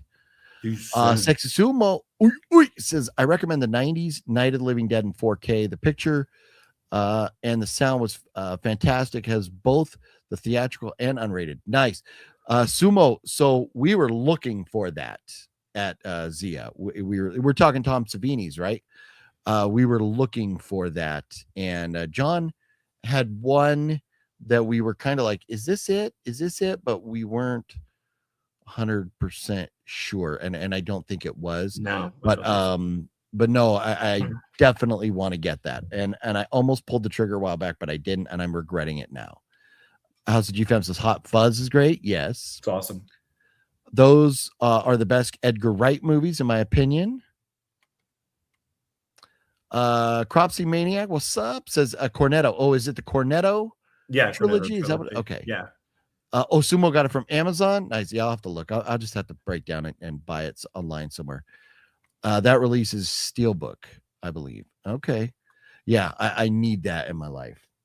But yeah, no, it's a great trilogy. I'm if I prefer to buy movies individually, but if I was going to buy a trilogy, that one would be one that I'd be okay with buying as a trilogy.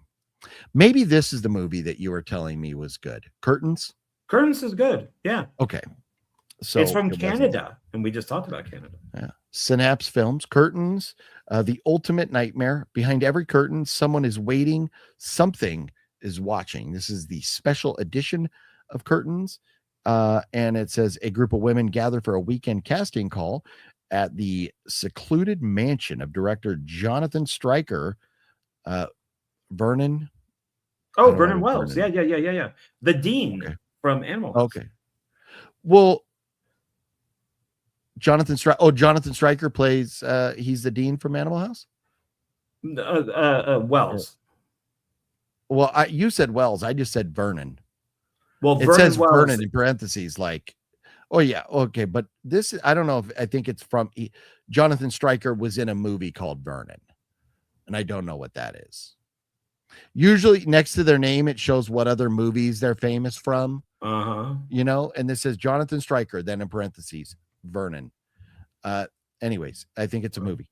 He's searching for the perfect woman to play the role of the crazed character Audra, and these women are just dying, for the chance to play her. Stryker's last star, Samantha from Egger, whatever, is so determined to get the part she committed herself to an asylum to prepare for the role. So there you go. So curtains, people losing their shit to try and play a character in a movie. So it sounds fun. I am very much looking forward to checking this out.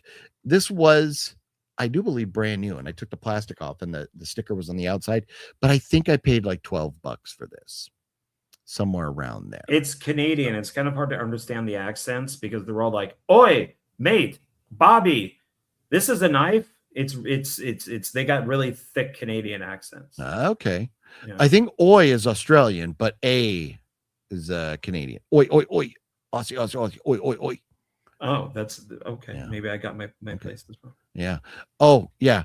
Yeah. Metal Greg says, yeah, Vernon Wells was in Commando. That's right. Vernon Wells is so gay looking in Commando. You watch Commando now, that leather outfit that he's wearing, he looks like he should be in the gay bar in Police Academy. Oh, wow. Yeah, It's Vernon terrible. Wells. Who am I thinking? I'm thinking of Dean Warmer from Animal House. So I'm thinking. Yeah, I don't remember his name, but it just said Vernon. It must be a movie that guy was from, Stryker. So anyways, curtains. Commando's a great film. Yeah. Okay, this is my last Blu-ray, and it's I don't know why you recommended this when I think the first Omen is a much better movie, and that's Manicure. Manicure. She plays a manicurist who's also a nun. Okay. Sydney Sweeney. Have you ever watched Immaculate? Yes. Okay. Yes. And I know you're kidding about it being worse than the Last Omen. Immaculate is one of my The Last Omen. movies. I was disappointed in the ending, though. I have to admit that. Everything else was good. Of Immaculate? The ending was so built up that when I saw it, I went, eh.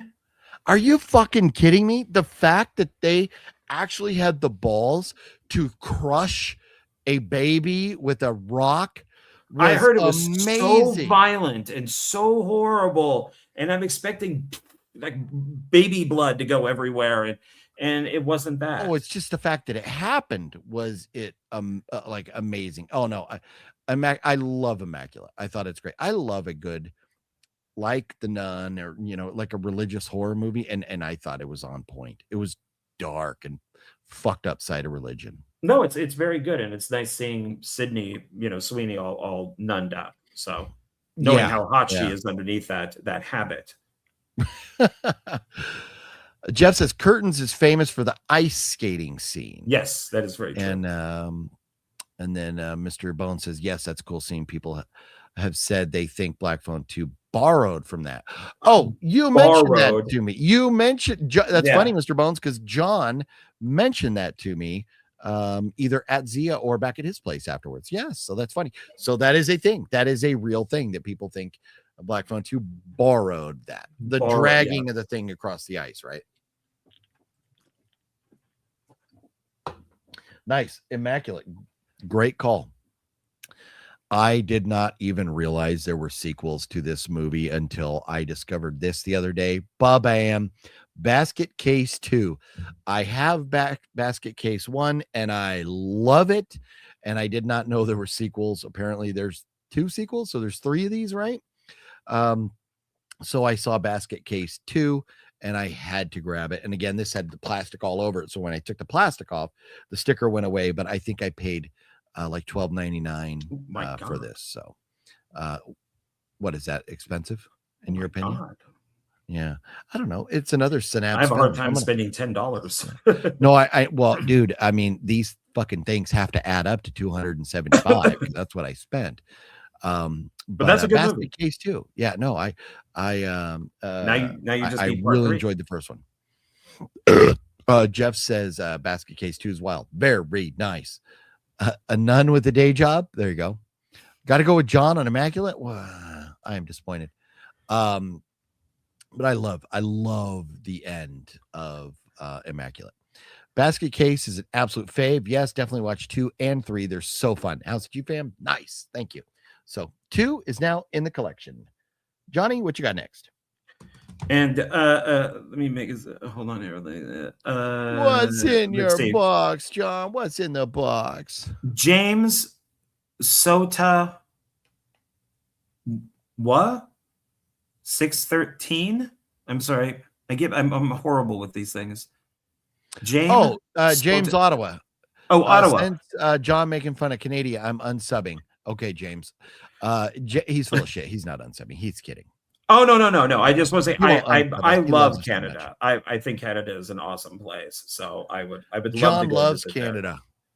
So I love Canada. Love Canada. Canada has a good waterfall. They have a beautiful waterfall that's shared with the United States. It's a huge waterfall. Huge. It's the greatest waterfall. Greatest, biggest. Well, it's amazing of how much Canada, or how much New York looks like Canada in Jason Takes Manhattan. I mean, it's really weird. It's like, wow, which one came first? Yeah. Okay, so now we're into the DVDs, and I'm one of those weird people that fuck is this cut? God, you are weird. Son of a bitch. I'm one of those weird people that likes the ending of Hammer movies, like the end of their cycle.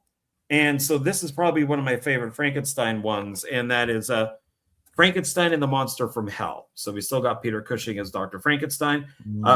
Peter Prowse, who played Darth Vader, is the monster. And so this is one of my favorite ones out of the Hammer movies. And for some reason, this is all fucking nice. It's all upside down. What the hell's going on? John is so stressed out over there. So I'll talk about the next movie I got, and that's Thaw. I spent $6.99 for Thaw. Good movie. It's one of the Ghost House Undergrounds. But I mean, it's one that I didn't own that I've been needing to own. Val Kilmer, of course you got to have it. But it's like The Thing, right? Like that type of deal, right, John? Yeah. I really liked it. Yeah. So I needed to get this to the collection. They had it there for $6.99. I thought that was a fair price. So there it is. Thaw. Yeah. Good film. This is actually part of a box set, and they do consider it to be part of the Demons movies, but it's in a box set with 3 other movies. But I found it by itself for only like $5, and that's Black Demons, Italian. So I don't know which one but at times it's called Demons 5 or Demons 4 or something like that, but it's Black Demons. Okay. So, yeah. So there you go. How much you pay for that? $5, you said? $5. It was 10. Oh, nice. Yeah. Half price movies rock. Yes. Yeah. This is part of the Umberto Lindsay collection. Speaking of movies, I think it's in a box set. That are part of other collections that maybe are or aren't or whatever. I paid nothing for this because John Ward also gave me this, and I forgot to mention this with the other gifts that John gave me. Never say never again. John gave me this because I recently purchased the James Bond collection and started watching them. So never say never again. There, I need to watch Sean Connery slap some bitches, right? Yes. Because that's what he does. He slaps bitches and he drives submarines into rocks in the San Francisco Bay. And I've not seen this, but it's inventive, imaginative, tension-filled fun, is what they say on the back. John, is it a great movie, or is it just good because it's part of like James Bond and the kind of weird connection with it? It came out around the same time as Octopussy and with Roger Moore, and I think it's better than Octopussy. So Octopussy was okay. I think this is the better, even though Octopussy made more money. I think Never Say Never again is the better of the two films. So I enjoyed it. Okay. Yeah. Nice. Have you ever watched the original Westworld? I have not. And the new Westworld, I was like, ooh, Anthony Hopkins, I'm gonna watch. And I got through one episode and went, what the fuck is this? And I never went back. So John, where are you at with Westworld? I've seen and own the original Westworld. I also have Future World. I have watched the TV series. Yeah, it's Michael Crichton, so I've seen pretty much all things Westworld. So I haven't really watched the TV series. So I do own the first season, but I only made it through the first couple episodes. And Indy says, oh wow, it's Lindsay, so it's on my watch list now. There you go. Okay. I've mixed feelings on Never Say Never as a huge Bond fan. Okay. Yeah, I'm working my way through the Bond films, baby. And at some point we'll get there and we'll talk about it. John and I have discussed the idea of possibly reviewing the Bond films like one at a time. We still have to finish the Pirates movies first, though. But we'll see about that. Mixed feelings on Never Say Never as a huge Bond fan. I think that's fair. I dig Never Say Never Again. That dark-haired blonde chick. Dark-haired Bond chick. I read that wrong and it fucked me up. I was in love with as a kid. Nasty girl, you nasty. Nasty girl, you nasty. Christian, what's up, Christian? Hey, Christian. Enjoyed it. Never Say Never. John keeps saying pushy. Are you saying pushy? I haven't noticed you saying pushy, John. Pushy. Pushy. I'll have to be aware of that now. I'll have to see if I'm saying it actually. Predminator, what's up? Hey, OGP Hey. and John. Hope you guys are well. Love the Fremont stream. When will the next one be? I have no idea. And thank you. I'm glad you enjoyed it. We had a lot of fun doing that. Okay. Let's try and get back on track here. So I shared that. Never Say Never Again. What do you got, John? I have a film that you said that you really didn't like, but I saw the trailer for it and thought it looked okay. And that is Skinwalkers. Yeah. Oh, this is the werewolf one where I thought Yeah. it was vampires, but it's actually werewolves. So yeah. I don't know. I had higher hopes and was disappointed or something, but I hope you enjoy it. I mean, it's, I don't know if I've seen this or not, but the trailer looked good, so I figured why not? It's got damage down at the bottom, and that annoys me. What you get for buying used. But yeah, there we go. I wonder, is this the same one? Is that directed by James Isaac? Yeah, Jim Isaac, but yeah, same thing. Okay. Yeah. Yeah. Special effects are by Stan Winston Company. Yeah, looking at the the pictures and stuff. Yeah, I wasn't a big fan. I can't remember exactly why, because I seen it a long time ago. A movie that's been on my list that I've owned the sequel and I've owned the remake, and the sequel to the remake is The Hills Have Eyes. I was kind of holding out to get like I don't know if they have. I haven't done my homework to see if they have a Blu-ray or a 4K or anything. What the must-have version of The Hills Have Eyes is, but I was just like, I want to find a good copy of it, and I saw this one there. They had several copies, which is funny because at the first they had none, but the second one they had several copies of The Hills Have Eyes, and it's a great classic movie, and I've needed to own this for a while. And this is the Anchor Bay release. And so, I'm sure it's got plenty. Well, it's got disc 2. So this is the 2 disc. And they did have one there that was $1 cheaper that didn't have the 2 discs, but plenty of special features and stuff. So Hills Have Eyes, classic, gotta have this. Arrow Video had a good Blu-ray release. See, that's what I thought. I thought there was like something better of The Hills Have Eyes that I should have gotten, but you know what, that stuff's expensive too. Yeah, well, but I like I like to have the nicer stuff sometimes. So, but I just have DVD of the sequel, so they're matching for the time being. So there's that. Sure. There you go. Terry, what's up, Terry? How you doing? Enjoying your pickups? Awesome. Thank you. Sumo's looking forward to the Inner Space release from Arrow Video. Man, Inner Space. Is that Rick Moranis or who was Inner Space? Man, remember that Well, ride at Dennis Disneyland? Quaid.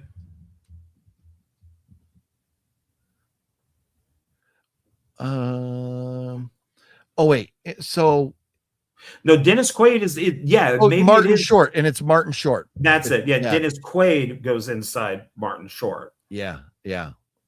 So funny. Yeah. And Meg Ryan.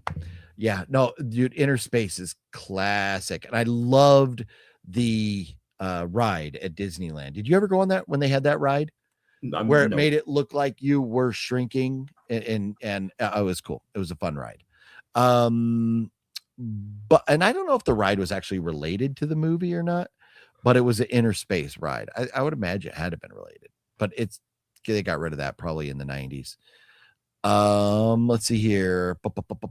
Logan, what the fuck is up with you, Logan? How you doing?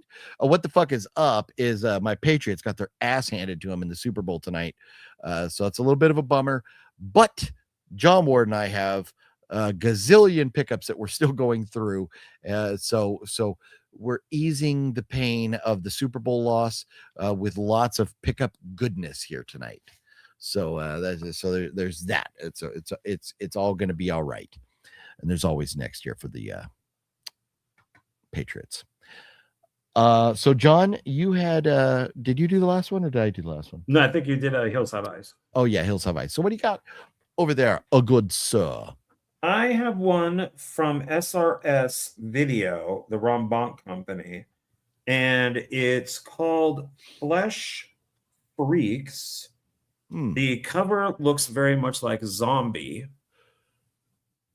and it's the unrated edition with a bunch of special features on it. And it does, I mean, worm-like parasites infest the dead, returning them to gruesome half-life as rotting, bloodthirsty zombies in this chilling supernatural thriller. So And it's the unrated edition. Yeah, that's what it says. I will bet you my house there is no rated edition. True. It's funny it's funny what indie films will put on stuff just to add a little interest or excitement into it. Yeah, this is from a long time ago. It's 2003. It does say rated 17 by the IDRB.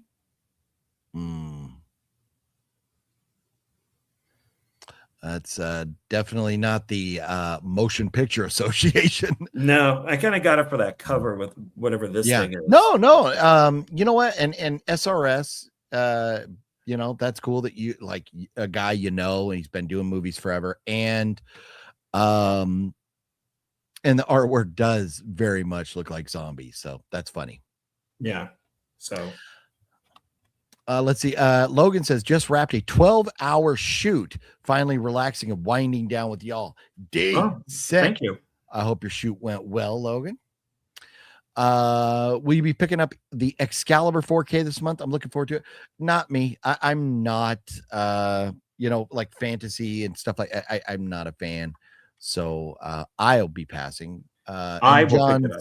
I love Excalibur. Yeah, I thought it was great. Once I get a 4K everything, then I'll probably pick it up at some point. Flesh Freak sounds like a triple X rated movie. Yeah, there's probably a fair amount of nudity in this. Yeah, SRS. Yeah, some. I can't. I was trying to think of SRS that would be something about nudity, but I can't think of anything. So the next film I picked up was because John Ward picked this up and watched this a while back because we were talking about another film related to this, and that's The Graveyard.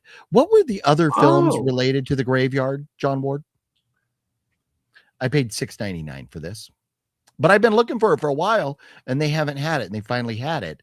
So I love the artwork on this too. And I'm going to take, now that I've said it's $6.99, it says Fear is Buried Here. And I've wanted to watch this since you mentioned that it was kind of like a trilogy with these films. Yeah, it's part 3. There's actually even a Bloody Murder series. That's right. Yeah, the Bloody This Murder. is a spin-off. They in the graveyard, they do mention like the town and stuff from Bloody Murder. And then in the 4th film, nothing, it's a rewritten script for like part 4. But I love the artwork, and I seem to recall that you fairly well enjoyed the film. So Yeah, I thought it was fine. I thought it was okay. Sure. Nice. Yeah, I love the artwork. That's great artwork. I Yeah, love it's good like cemetery stuff. So very cool there. So yeah, I picked that up. You just don't like Pet Sematary. I have not seen the original Pet Sematary in at least 30 years, so I have to rewatch it. The new one, can lick the cheese off my balls after a 12-hour shoot. I respect your opinion. Okay. You cannot like that film, and I respect it. I do disagree with you. I liked it, but that is your choice. Okay. Fair. Okay. My next one is way out in center field. Left left field? Okay. Tells you how much I know about sports. And that is Bad Girls. Well, it's a Western. I already showed a Western. So here we go. But it's with all the chicks in it. So we got like Drew Barrymore and Annie McDowell, and you got a bunch of these people in here. So Annie McDowell's not bad. She's I thought she's always been overrated as far as her looks go, but she's a great actress. Yeah, Madeline Stone and Mary Stuart Masterson. So it's Drew gets SR'd, and then they go out and take revenge. Speaking of Stone, there was a phenomenal Emma Stone commercial in the Super Bowl this evening where Emma Stone is trying to buy her own website name, like emmastone.com or whatever, and she can't, and so she's like losing her mind. It was very funny. Love Emma Stone. You know who Emma Stone is? Yes, I don't know the commercial, so I can't say. Yeah. Well, you didn't watch Super Bowl, so no, I did not. There were some very funny commercials tonight. The Facility, and I want to say I've seen this because it sounds so much like a movie I remember watching, but I don't remember if I've seen it or not.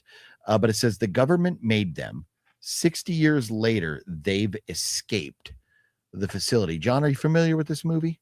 Only the cover. Okay. In 1955, NATO and the Allied forces conducted secret occult experiments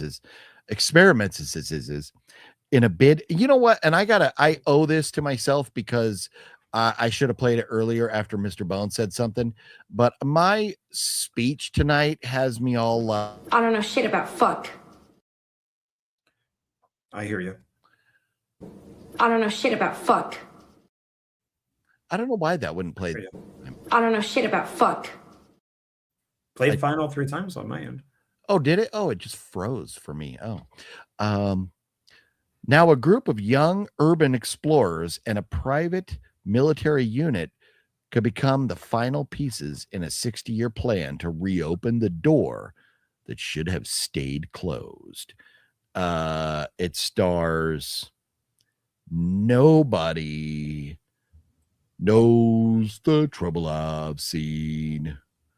Nobody knows my sorrow. Nobody at all. But the Facility. So I'll check it out. I like that premise. The idea that the government had stuff going on after, maybe they got some Nazi technology or something, because we know the Nazis were into that kind of shit and they were trying to work with it.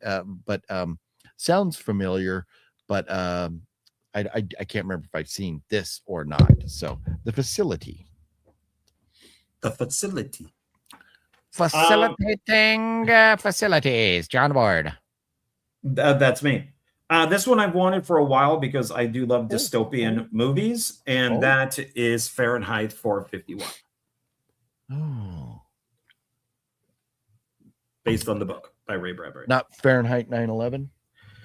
No, that's the Michael Moore documentary. think I own that. It looks older. Is that what year is that from? 60s. Okay. I've heard of that before, but I don't think I've ever. Yeah, 1966. Well, it's the fire department is literally that. It's a fire department. So they use they start fires? Yeah, and they go around burning books. You're not allowed to read anymore. You can't keep books. So there's a secret society of people that have books. But this guy here is one of the firemen, and he kind of gets, of course, this is Julie Christie. So he kind of goes over to their side where he reads books and stuff. But they find books and then they burn them. I'd like to join their society of book burners, so I don't have to ever hear people go, the movie was okay, but it wasn't like the book. Oh, shut up, you. This is actually pretty close to the book. They did. Oh, fuck your mother. but it is pretty close to the book. We always have to go there. Oh, it's like the book. Yeah, I'm sorry that I read. Yeah. I read the title credit of this movie I picked up called Carver, unrated. John, that movie right there, I cutting you off because of joking. I forgot. I didn't let you finish up what you were saying there. Did you have anything else to say about Fahrenheit 451? Anybody famous in it that we know? Mia Farrow or anybody cool like that from back in the day? Julie Christie. Okay. She was like a big deal back in the day. Okay. Yeah. I don't think anybody else is really. No, I don't see anybody. Yeah, no, probably just her. I mean, she was also in like Demon Seed and a few other things. She was a big deal, for a while. Right on. Worst Super Bowl ever. Sean, I kind of agree. It was pretty worst Super Bowl ever. For $4.99, I bought something that will apparently, it says you will scream your head off. It's called Carver Unrated, the Grizzly Edition, which I guarantee it's the only edition. Illumination Films and a bunch of people, unless you know who David Holland is. Oh my God, he's my favorite actor. Sure. See what everyone is calling the most horrific scene in horror film history. It's a real ball cruncher. Oh, fuck your mother. I didn't read that. I don't like balls getting crushed. Is guaranteed to make everyone cringe. I just bought it because this artwork didn't impress me, but this stuff back here did. With that is a really long description. Yeah. This. Barbie. Yeah. Well, but it's based on true events. Call bullshit on that. Carver tells the real life tale of 5 friends on a short camping trip in a mountain town. Are they dwarfs? They always put the name. Who gives a fuck what the name is? A mountain town. That's like the writer or the director going like, I made a name of this mountain town and I'm so proud of the name of the town. I got to pat my fucking self on the back. We don't need to know the name of the town. They're on a mountain hiking trip. And they take a small detour to an abandoned stockyard owned by the Carver family. They stumble upon amateur horror film set in a stockyard. As they explore the eerie surroundings, they discover the truth behind the film and the Carver family. They begin to open doors should never have been opened. That's kind of cool. So they go into a film set that maybe wasn't a real film set. Maybe it was. I would watch that. I would definitely watch that. Have you ever heard of this before or anything? No. Okay. No. Yeah, I got it for $4.99. Not even the poster or anything. No. Okay. Add it to your list, sir. Yeah. Sean put a little thing. Are we freezing over there? Do we freeze up at all? Or Sean I didn't see freezing. Okay, good. Sean, Aerosmith didn't do a bad job, but when Britney showed up was kind of lame. Oh yeah, we're talking Super Bowl shows. Tom Petty was good. I wouldn't know who was the best. I would have to go. Although Michael Jackson was pretty good. And I don't know who's the best Super Bowl halftime show, but bar none, hands down, to this day, even with the one today, which was pretty good, Whitney Houston's national anthem is the greatest national anthem ever sung in the history of America. So I love Whitney Houston's national anthem. Have you seen the film Black Sunday?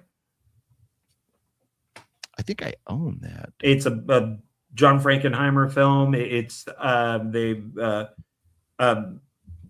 breaking on his name. What's his face from Silent Running and stuff. But he is going to take a blimp over the Super Bowl, and from the bottom of it, it launches out all the spears to kill people.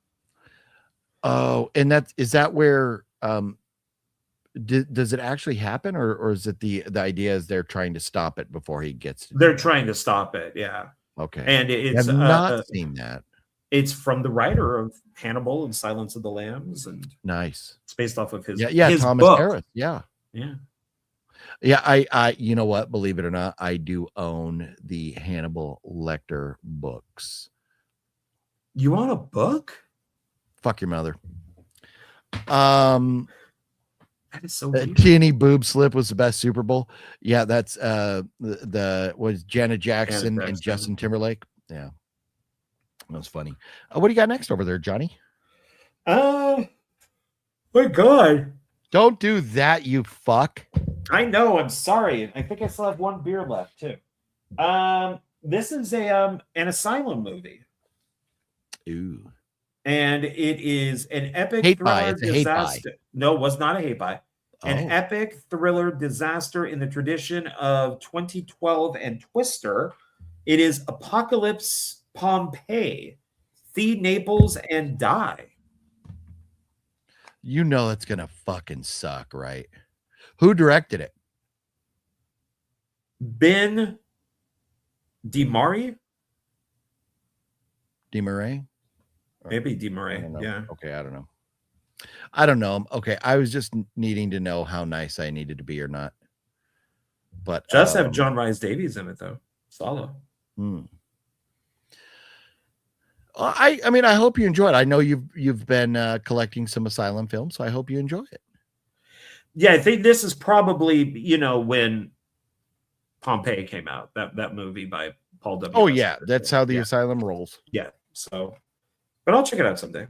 Oh no, wait. You ever seen Last Breath with Woody Harrelson? I have not. It didn't look interesting to me, but I heard a couple people say it was pretty good. But I have not seen it, Nick. So this is modern day. When a former special ops commando visits Pompeii, his wife and daughter are trapped as Mount Vesuvius erupts with massive force while his family fights to survive the deadly onslaught of heat and lava. He enlists his former teammates in a daring operation beneath the ruins of the city of Pompeii. So it's not even a period piece. Oh, I didn't think it would be a period piece, but it definitely alludes to it. That's for sure. But it's asylum. So what was I thinking? Yeah, right. So, okay. Black Sunday used footage from the actual Super Bowl, Steelers versus Rams. Oh, yes, cool. And this is one of the few things I know. For 2 Super Bowls in a row, it was the same 2 teams. So that's how they were able to get all the footage, and the football teams look the same. Otherwise, it would have been different teams in the movie going back and forth. But yeah, it was the Steelers and the Rams actually won both years. Play back to back. That's interesting. I didn't know that. So yeah, it had to have been 70s Steel Curtain era. Well, that's cool. So I'll save those for last. The next one I bought, a Michael Biehn flick with Tia Carrere called The Girl. And this one, does he flick her bean? I think she flicks his bean back and makes him,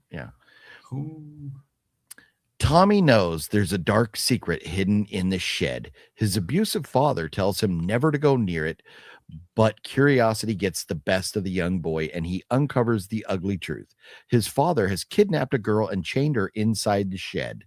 Only Tommy can save the girl, and in return, she is compelled to save Tommy from the horrors that lie in his home. Tommy is surrounded by pinball machines. He's blind. He does not play a mean pinball, and Tommy, and he's dumb. And he needs to escape from the hell. but this is the scary thing about this is it's directed by Jennifer Blanc Bean. We have been down this road before. Oh, with yes. Michael Bean's wife making shit fuck films. But this one is pretty good. She's trapped. He's got her, and yeah, it's a fun watch. So and you know, Tia Carrere, Michael Bean. So for $3.99, I thought I would pick it up. If it was like $10 or more, I may have skipped it. But for $4, yeah. Yeah, you see? Yeah. I would have picked it up because Michael Bean's in it. So I Right. get his movies. I like him. I would like to work with him one day. So it's sad that he wasn't bigger, but you know. Even back in 1944, they're freaking gender swapping and they Zorro's Black Whip. Now Zorro's a chick. More Zorro movies, and Yeah. you're gonna have a Tarzan after this too. No, I don't have a Tarzan. Okay, This is a movie serial from 1944, so it's like 14, Okay. episodes type of thing. Oh, six episodes it says. But yeah, this is Okay. a chick Zorro. I actually really like this one. This is back in the day when it didn't matter if they gender swapped. Why would Zorro now? Is she Zorro's sister or she's just Zorro? Zornita, the one and only female Zorro. The Black Whip teams up with dashing undercover federal agent in a quest to defeat the vicious gangsters and bring statehood to Idaho. Oh, well, now see, imagine if the plot was something like she was a lady of the night who, when men came in, she would use her sword to chop them up. What would the name of that film be, John? If Zorro was a lady of the night and men came in, you know, in her red light room, and then she chopped them up with a sword, what would the name of that film be? I have no idea. It would be Horror. I thought this was like a real movie. I make myself laugh, so fuck off. You do. Oh, good. There. You guys You need do. to Well, resist buying somebody's shit gotta laugh. movies on shit DVDs. Quality over quantity. Jeff, I am with you, but here's the thing. I had not been to Z in 3 months, and it's going to be a while before I get back. So I wanted, and here's my thing. Carver, I've not seen it. The Facility, I've not seen it. Graveyard, I've not seen it, but John said it, you know, he enjoyed it. So these are movies I'm hopeful that maybe they're fun. But you're right, buying quality over quantity is, and that's why I don't mind. For example, some of the other movies that I bought earlier, like This is a volume 2. Mikey, Honora, Keeper, Black Phone, The Haunting. Like, that's why I get these, because I know they're going to be good and they're more expensive, so I don't mind paying for them. But a few dollars, you know, for this or that, it's fine. It's fine. It's fine. My dog is a pain in my ass. Hey, I have many animals that are a pain in my ass. I feel your pain, not physically, but metaphorically. I did not grab your ass. So now you have to go out and find the first one, John Ward. Well, see, and to kind of go off of what Jeff just said, these things back when I was in my 20s, they were out on VHS. There were 2 tapes each, and you had half the episodes on one, half the episodes on the other. The boxes were beautiful. I mean, they looked great. They're all by Republic, and they looked great. Now they just come out looking shit like this. Yeah. And even though they're good, I remember watching this. I really enjoyed it. They just look like garbage now. I don't know why these aren't picked up by other people, but they get put shitty covers on them and shitty backs. And so, yeah, I mean, I could see why Jeff would say you need to stop buying this stuff, but these cliffhangers are really good. I just wish that they would be presented better. Yeah. Because they're really fun, But Yeah. now I got to find part 1. God damn it. Yeah. I'm missing out.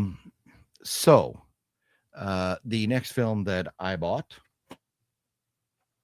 was a movie that not too long ago I picked up 1 and 2, but they didn't have a good quality copy of 3, and so I got The Grudge 3, and now I can go ahead and watch this trilogy.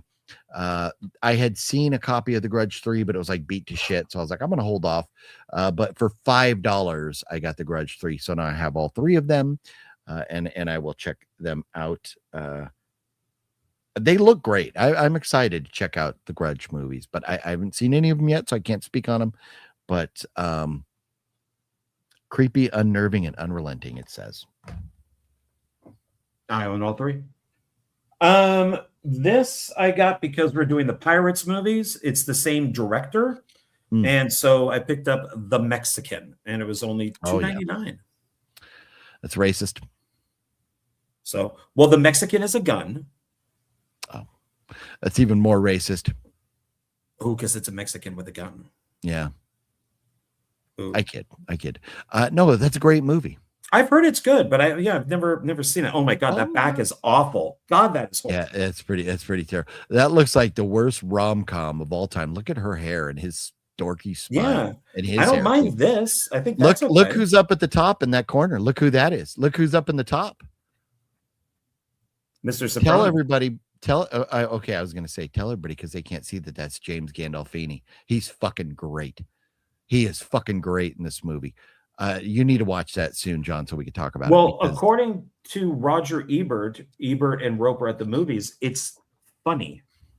It is fucking funny. It is funny. Fucking funny. All right, well, maybe I'll watch it tonight. Yeah. I watched or I didn't watch, but I bought a movie called Trackman.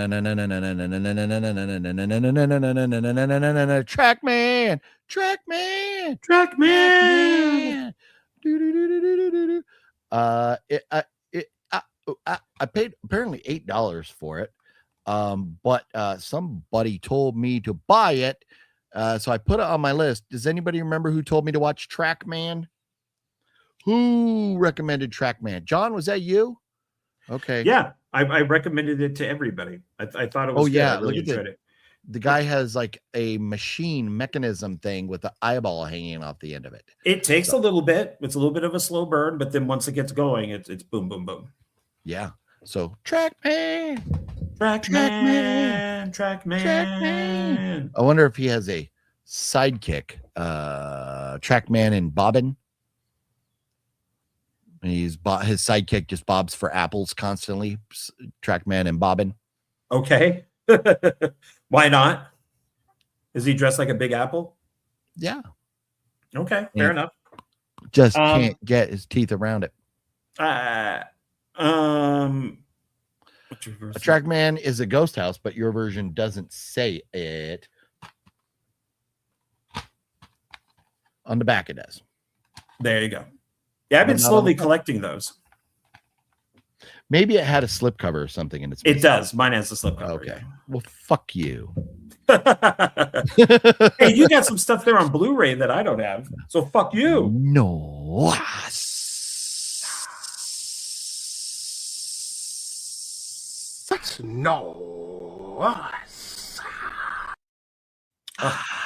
Kind of like a bunch of steam escaping. A good ghost house movie. Nothing like it. Oh man, now I want some oatmeal cream pies. I just want to do a cream pie. Ooh. Oh, you know what? You know what's in the fridge here? My wife and daughter picked up a Boston cream pie cake. It's like this fucking tall, and it's got like the cream, the the white cream filling. It's got the cake, and it's got like the pudding, and then it's got the fudge on top of it. I had a slice. It was fucking amazing. I'm gonna have to go have more of that after we're done. Stop. Yeah.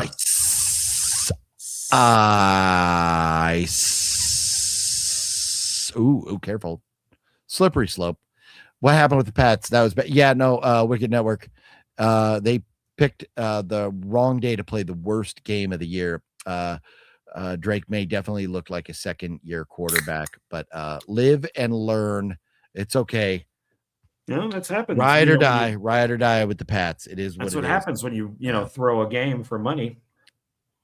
Oh, hey, the way they played tonight, it kind of looked like they did. So, John, I have essentially two more pickups. I have a group of pickups and then one other pickup. How are you looking over there? I have one. Okay, well then let me show this one then. Sure. We'll talk about this. Terror Graduates, Sleepy Hollow High. Look at it. It's a jack-o'-lantern, Sleepy Hollow High. So we like Sleepy Hollow. That's like a scary thing. Horror movies. Like getting high. We like getting high at high schools. Calm down, OGP. Violence is not the answer. Bonus, Curse of Sleepy Hollow, movie bloopers, blurpers, a trailer, director commentary, behind the scenes. This says, this is what I love about it the most. Do you remember what it says, John Ward? Sleepy Hollow High. This is where Scream meets Dawson's Creek. I fucking love it. That John is your and movie right there. John and I sat there and watched an episode of Dawson. We actually watched a couple episodes of Dawson Creek, so John could see it's actually the Friday the 13th episode of Dawson's Creek, where Dawson's playing all the pranks on him. So, anyways, it is something that was fun, but this is something I'm very much looking forward to. Sterling Entertainment, not the David Sterling, but the real Sterling Entertainment. Let's see. I hope it's not David Sterling. No, because it's it's the real Sterling Entertainment, not David's. Terror graduates when 5 delinquent classmates must perform community service at Sleepy Hollow Park grounds, a place that's notorious for vandalism and many unsolved disappearances. That's funny. Vandalism and disappearances. It's a scary place. We're going to send these kids to go there because they were bad in school. That's fucking funny. As the afternoon unfolds, the students begin to realize that someone is taking the legend of Sleepy Hollow too far, and that everyone is a suspect, from the teachers and counselors of Sleepy Hollow High to their fellow classmates and each other, even the possibility of the legendary Headless Horseman himself. You know, if Sleepy Hollow High. If you want to torture them, just have them watch an episode of Star Trek Starfleet Academy. That would do it. Yeah. That would set anybody straight. And the beauty is, for this Scream meets Dawson's Creek, I paid $1.99 for it. So there's that. And I don't think there's. Do we know George Stover, John? I do. Yeah. He didn't he pass away not too long? He was older, right? No, I think he's still with us. Yeah. Okay. He's been like Camp. He's in one of the Camp Blood movies. He's Night Beast. Yeah. I mean, he's in a lot of films. Yeah. Yes. Shit. I hope this is not a David Sterling production. It's not. It's not. Okay. I know it's not. George Stover from a lot of things. And now that I've seen him, I totally recognize his face. Yeah. Blood and Breakfast, Brazen Impact, he's a Zombinatrix. That's a good title. He's a very nice guy. I bought his documentary, Can't Stop the Stover. And he messaged me because I commented on Facebook, hey, I'm watching this. And he goes, no, you don't want that version. That's the cut version. He goes, here, I'll send you the uncut one. And so he sent me a DVD burn of the uncut version of the documentary. Oh, yeah. It just says born July 3, 1946. So forgive me, George. I thought he had passed away. But yeah, I remember as soon as I saw his face, I was like, oh yeah, he's been in a bunch of different, like low budget films and stuff. So a ton. Yeah. So that's cool. He's in it. I don't know who Antonio Benedict Ruben Brown or Megan Lopez are. So Is that just one long you. name? No, it's 3 different people. Oh, But okay. George Stover is Mr. Bezo or Brizo, Mr. Brizo. Oh, they should give, if it's a school, he should be Principal Brizo or something is how they should Right. say it. Well, He's unless Principal he's not Brizo. principal. Maybe he's just Mr. Maybe he's like the groundskeeper or something. Who knows? But I'm looking forward to checking this out. Yeah, now that I know he's in it, I would watch it. Yeah. What maybe I'll save it for a movie night and see if you can round up a copy or something. We'll review it. Okay. Have you watched Lover's Lane yet? I have not. Wicked Network. Forgive me. Yes. By the way, it is directed by John Ward. Look at the box. I just want you to know that. Directed by John Ward. Speaking of Ward, George Stover was in I think it's a film. I would hope he's in films. That's just, podcast series, Father Malone. It's just called Ward. It's just Ward. Who directed that podcast series? It doesn't say. But yeah, he's in something called Ward. That's funny. Oh, okay. Lover's Lane is good. I liked it. It's Anna Faris's first film. Ooh, She's nice. very cute. Yeah, I need to watch it. My last one is, and this goes into the superhero collection, and I want to get Meteor Man too, but it's very expensive. This is Blank Man. Oh yeah, Blank Man. Now, have you ever seen Blank Man? I have not. Okay. I'm curious. The Wayans brothers, I mean, they started out with everything being very funny, and then it all kind of got cheesy and repetitious and stuff. And I feel like Blank Man was in that phase. So I hope not, and I hope you enjoy it, but I don't know. Okay. Well, which one did I say I was going to watch tonight, maybe? House of G-Fam loves Blank Man. There you go. I forget which movie I said I was going to watch. Indy Phantom says early Anna Faris was a cutie. Yeah. Very much. And that's it. I'm done. Okay. Well, so the next film that I bought was an upgrade because I wanted, especially after seeing that John Ward had a Blu-ray, I needed a Blu-ray of Highlander. So there it is. I spent $5.99 to get this. Well worth it. Director's cut of Highlander with Christopher Lambert, his large forehead, and Sean Connery. So I got that. Ouch. But wait, there's more. I needed to see the Highlander 2, and so I picked that up for $6.99. Of course, it is the Renegade version, but now I have the Highlander 2, which I had started watching, but I gave up until I bought it. But Christopher Lambert, Virginia Madsen, Michael Ironside. I thought Michael Ironside was very cool. And Sean Connery, of course. So Highlander 2. And then I don't know if I had these in order after this or not. Next is the Final Dimension. Okay, so I picked up Highlander, the Final Dimension. This was $7.99. But Mario Van, not a fan, Peebles. Mario Van, I am a huge fan. So I know, love I Mario. But that was $7.99. So I have that now. You not be a fan. And then wait, there's more. There's more. Highlander Endgame.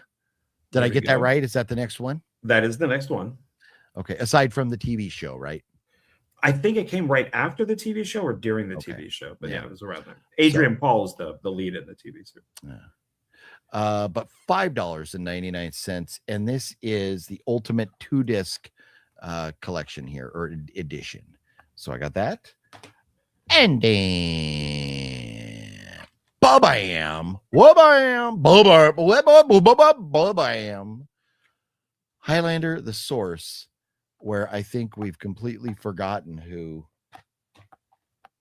he's in this one. Christopher Lambert is by this point. We've moved on from Christopher Lambert, and we have. Well, remember, there can be only one. There can be only one. You are correct about that, sir. And how did I start talking about these movies and not preempt these movies, or at least pre how fuck. There can be only one. How did I not play that before talking about these? I don't know. $6.99 for this. So I got all of the Highlander movies now, so I can watch them all. How about that? How about that, John Ward? I think that's awesome because I own them all too. Nice. Do you own a copy of the TV show? I don't. I've actually never seen the TV show, and there's a spin-off TV show too. And do you know if the TV show ever got a physical release? Yeah, you can get it.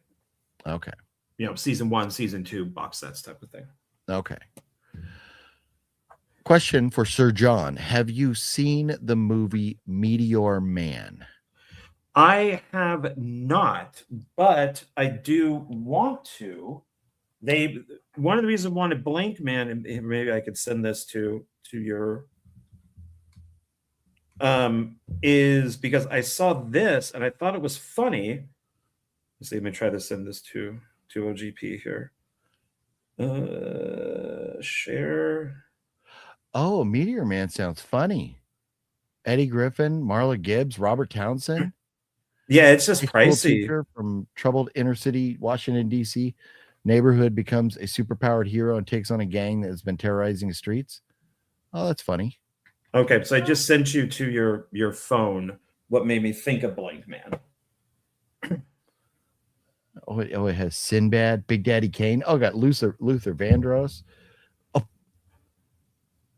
Meteor Man has Bill Cosby. That's enough right there to want to pop it on in, right? Well, you sent something to me. Was I to share this thing? Yeah, might as well since it was asked if I've seen Meteor Man, and I'm sharing Blank Man. So this is what made me think of both of those movies. So now I do want to get Meteor Man. Christian says there's a spinoff. What spinoff? Meteor Man and Blank Man will return for Avengers Doomsday. There we go. They won't be because they're not part of that franchise, but it's a joke. Oh, but it's that made me think. Oh, that's right. There's a Blank Man and a Meteor Man movie. Oh, okay. Let me see if they're available. And Meteor Man is very out of print, and Blank Man was okay. It was okay price. Okay. Well, maybe they should bring him back for it. Although both those guys would be old as shit now, and it would be a weird superhero movie. They just call it old as shit superhero movie. They could call it old as shit superhero movie. John Ward, have you seen the did I save a picture of this? I gotta see if I saved. Mexican is what I was gonna watch tonight, but maybe I'll watch Blank Man. I heard rumor that there is a movie coming out on HBO. It's still like in production or whatever, or in the works, of Knight Rider. And I saw a poster, and I don't know if it's real or not. And so I'm wondering if it's. Have you heard wouldn't make sense because Ghost Rider is Marvel, and that's now Disney, and HBO is Warner Brothers, and that's DC. Ghost Rider or Knight Rider? Oh, what did you say? Knight Rider. Oh, Knight Rider. I'm sorry. I thought you said Ghost Rider. The Hoff? No, I know nothing about this. It wouldn't surprise me, though. So let me pull this up real quick. Let's see if I can share this. I'm wondering if anybody has seen this and if there's any truth to it or not. Look, I want this. I want this. I'm going to say no. It's Knight Rider and it's old Hasselhoff. I want an old Knight Rider. I want him being that's AI. He's sophisticated. No. He has to figure it out. But I Googled it, and Google says there is a Knight Rider in the works, but there's no confirmation the Hasselhoff's involved. I mean, maybe I would say, maybe they could do. Yeah, that poster is definitely AI generated. I want that though.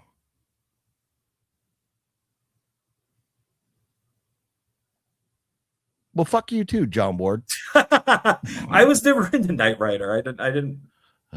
I didn't really watch it. I like the actor who played Kit, Ah. but unfortunately he died. So AI voice replacement. Just use his voice. It'll be fine.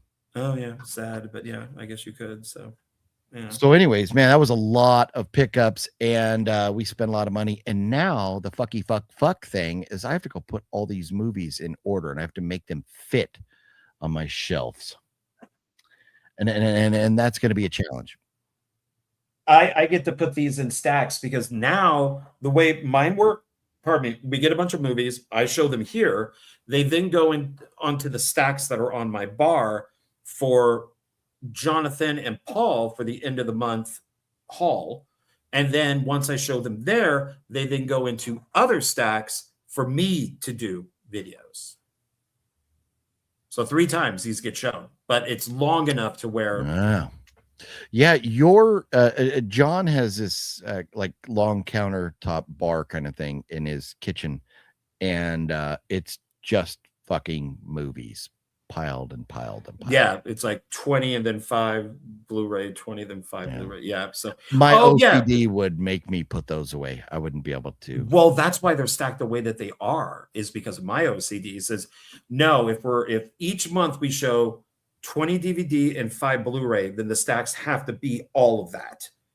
So it can't be off. I go through and I count them a lot just to make sure. So do y'all have Miami Vice on Blu-ray? No, I don't know that I would ever need to own. I do own the porn Miami Spice.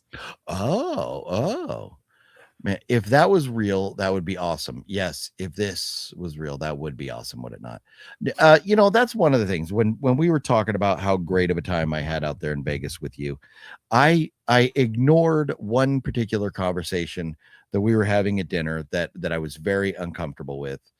And Matt and John were over here trying to tell me that it was natural and there was no problem and we should be able to talk about it. What and I just was not comfortable with the idea. You guys, right before we're about to eat, and now I have to think of John Ward and Matt sitting there rubbing one out. How it's natural. Everybody does it.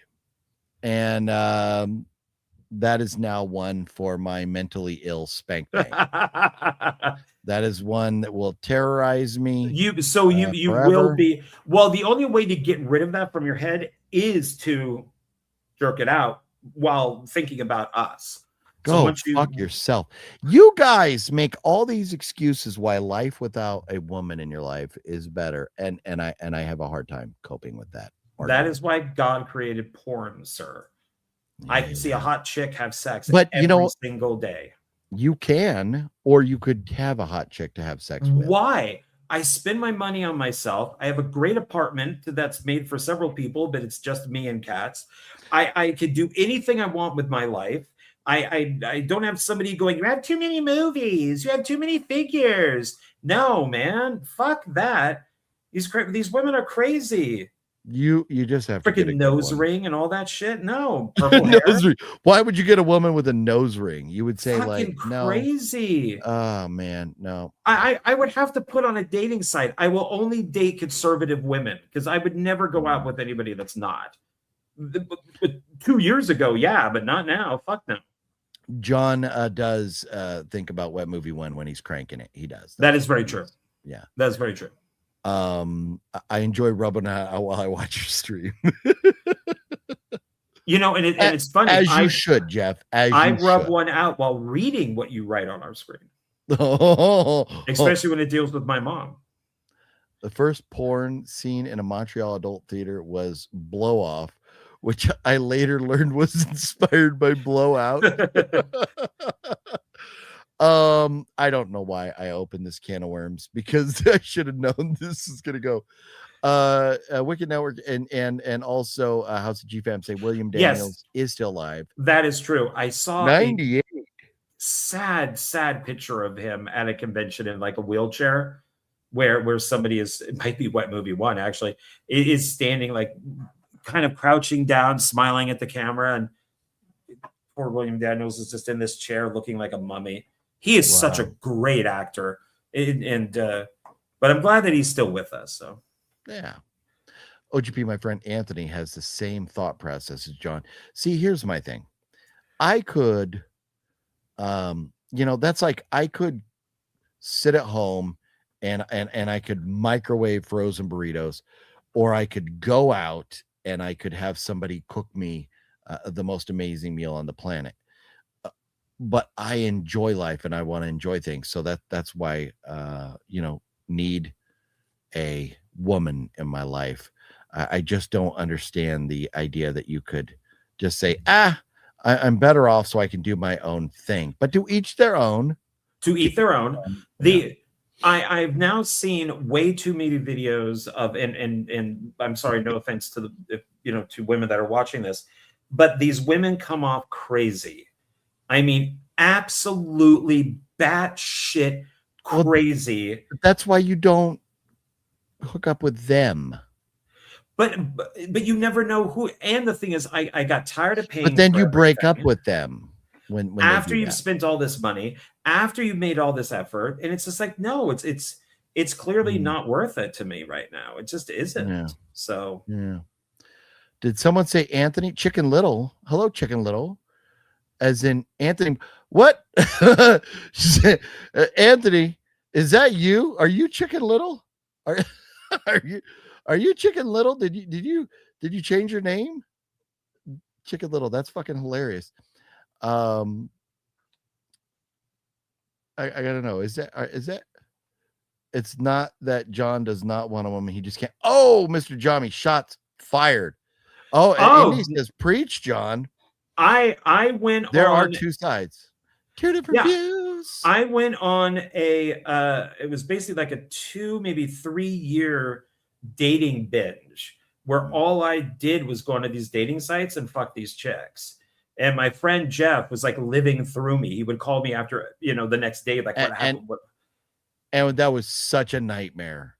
Getting laid. Oh, what a nightmare. No, but no, back then it was fine. But today I just don't want it. You got porn, you got hookers, you got, why bother? Well, that's okay. Don't worry. Fluffy has not been laid since like 1996 or something. So I think you're okay.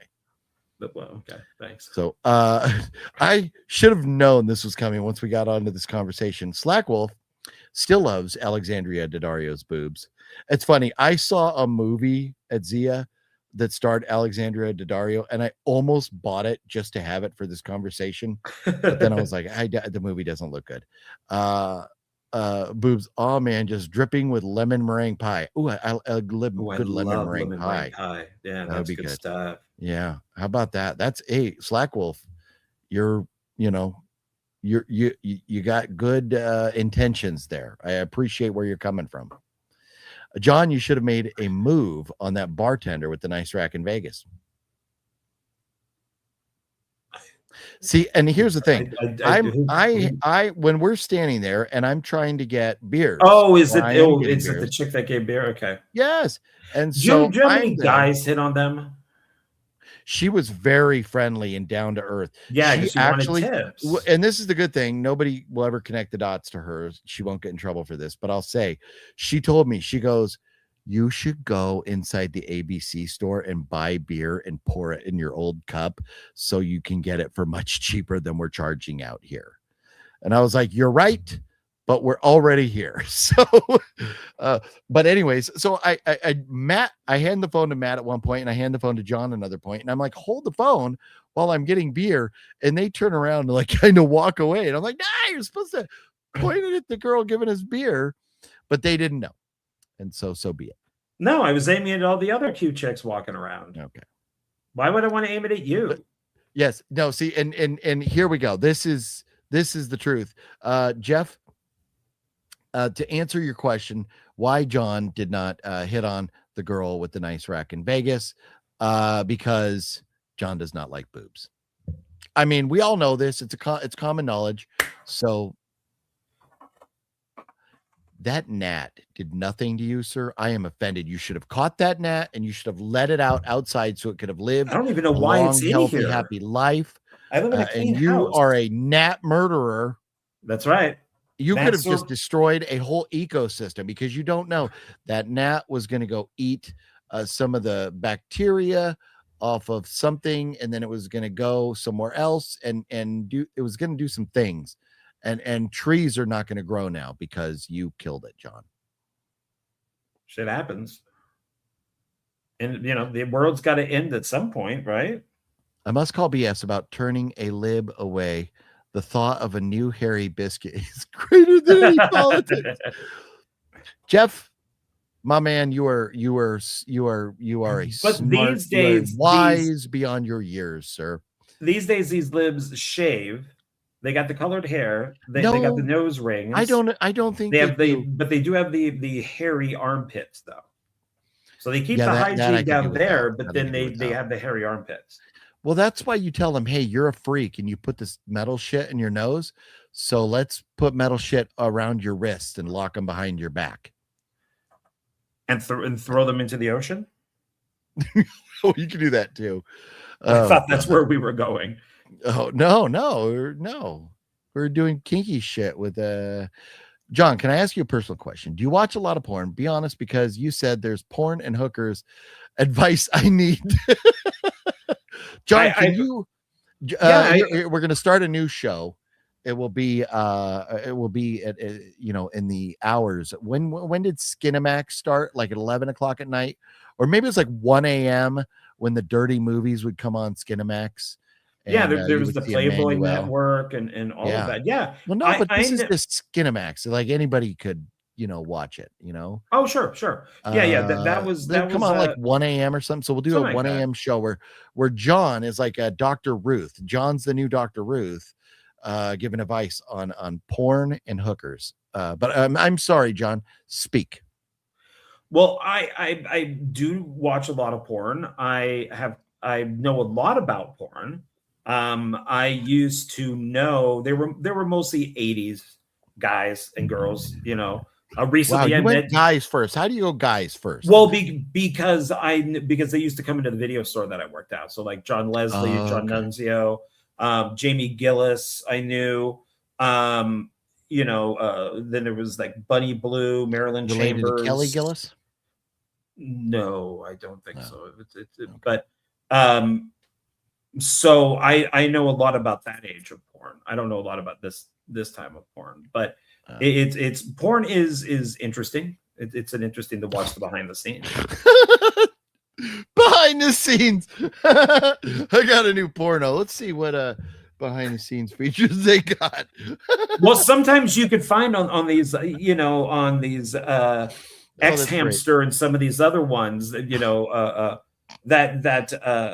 on the next episode of John Talks Porn, we'll go down the most highly rated porn websites for you to peruse. Oh, Pornhub, X Hamster. I got a bunch of them. Why did I bring this up? It's your fault. I just scored a date with a cashier at my local Food Lion. Operation Latina flavored biscuit is in full operation. Nothing like a new. Hey, Jeff says nothing like a new biscuit. Jeff, nothing like it. You are correct, sir. That is fucking hilarious. Jeff, if you need tips, you ought to talk to Cinestalker. Cinestalker is quite the fan of Latina ladies. So there you go. Oh my God. Porn bloopers. Those can be funny. Skinamax started around like 11. Okay. Because sometimes porn gives me anxiety. Maybe I'm the only one. Also, I just got a Fire Stick, and the woman that sold it to me said out of nowhere, "Hey, do you know you could watch porn with that?" I was okay. Porn shouldn't give you anxiety. You are you're the guy in the porn, especially the POV ones. That's you. So if you got some guy with like a 13-inch dick that's fucking some hot chick, that's you. So you have to project to the guy who's screwing the chick. See, and we can't play the music anymore, and I wish we could, because right here with this comment, I would love to play that girl going, "Taste the biscuit, Taste the goodness of the biscuit with the honey sauce. I don't like the way it tastes with the honey sauce. Put that honey sauce all on me. I don't like the way it tastes with my mac and cheese.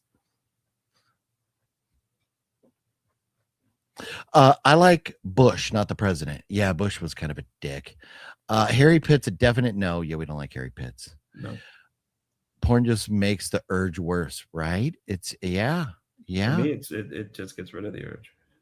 I am very good at projection. What the fuck? We gotta go. Oh, Mr. Bones, did I miss you? I'm sorry. I am jumping all around. You talking about Whisker Biscuit? Is that the one I missed?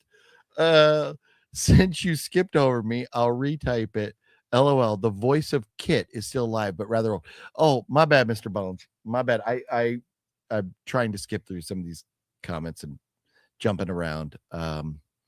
Jesus Christ. I'm traumatized now. I'm gonna go lay down and I'm gonna pull the sheets up over my head and I'm just gonna cry. You know the scene from the top from the 40-year-old virgin setting everything up to watch porn. But by the way, she lied. Firestick doesn't have porn. She sold you. She told you, oh, you can watch porn with this, and then you got home all excited, and then it doesn't.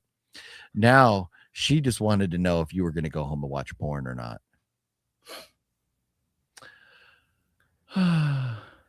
Bet John likes BBW. John, do you like BBW? It depends on how big the BBW is. I mean, remember my favorite girl is Mila Jovovich, who's like kind of like not a BBW. No, so she was at one point. I don't know what would be not a PYT. That's a pretty young thing. I don't know, but we're putting too much thought into this. You misinterpreted my meaning, but very funny. Very. All I could think was, projection, like was he's projecting. Mr. Chow. Hey, gay boys. That's what I was thinking. Yeah, I was thinking longevity, not longevity, but like length of shot. That's what I was thinking. Yeah. Or as Jeff likes to say, quality over quantity. You want the quality of the load, not the quantity of the load. I like Mia Malkova and the Japanese girls. I don't know. I thought you liked Alexandra Daddario. I thought you were saving. Are you cheating? For her. Yes, Leslie Chow, Mr. Chow. It's a puzz. Go. See you later, gay boys. The closer to the bone, the sweeter the meat. Oh, it's funny, and I didn't say it when somebody asked John if you liked, if you had seen Meteor Man. I was thinking John may not have seen Meteor Man, but he has seen Meteor Men. Like that's the porn version. Girthier Men. He's not Meteor Man, but he's seen Girthier Men. I was agreeing with John. He projects onto the screen male. That's the whole point of the POV stuff. Yeah, it's that you were supposed to be that person. Japanese girls on a bus porn. No, but I'm porn Mia Malkova. There is no Alexandra Daddario porn. You just had to use we do have shots of her boobs though, so you could. Yeah, there you go. Yeah.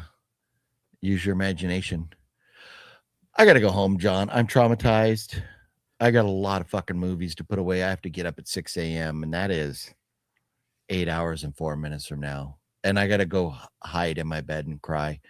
Once again, thank you to HC for sending some love tonight, and Jeff for sending us some love via financial support to the channel. You guys rock. We get to have a little bit more fun, do a lot of more fun things because of folks like yourself. So thank you so much for that support. John, yes, sir. Maybe this week we should try to get to reviewing the 4th installment of the Pirates movies, sure. Huh? At some point. What else is going on the good old Dark Park Films John Ward channel over there? I just put up a physical media video. I have so many of those. Like I was telling you, Jonathan, then the stacks for me.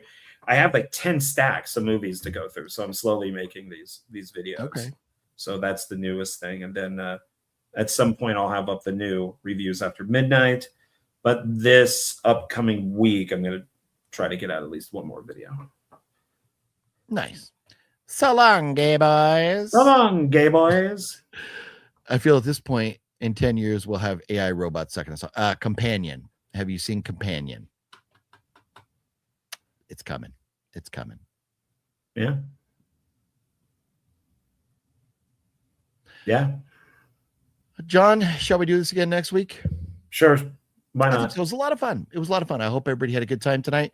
I also need to go cry because my Patriots lost, and I gotta. You'll probably never think of golf the same way. You fuck on me, I fuck on you, John Ward. You want to fuck on me? Go sports. I fuck on you, fuck on me. Oh. I don't know what I was doing there. Okay, going home now. See you later. Bye.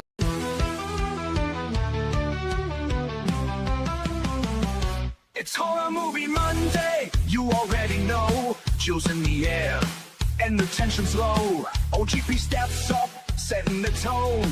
Always in charge, yeah, sitting on the throne. Sean Ward steps in with a confident stare. Nipples getting hard from the icy glare. Bowser's in the back, creeping through the dark, lurking in the silence like a phantom arc. It's Horror Movie Monday, lights down low, screens on the screen, let the madness flow. We laugh, we jump, we scream, we play. Every week it's thrilling in a twisted way. What's your favorite scary movie? Fuck you!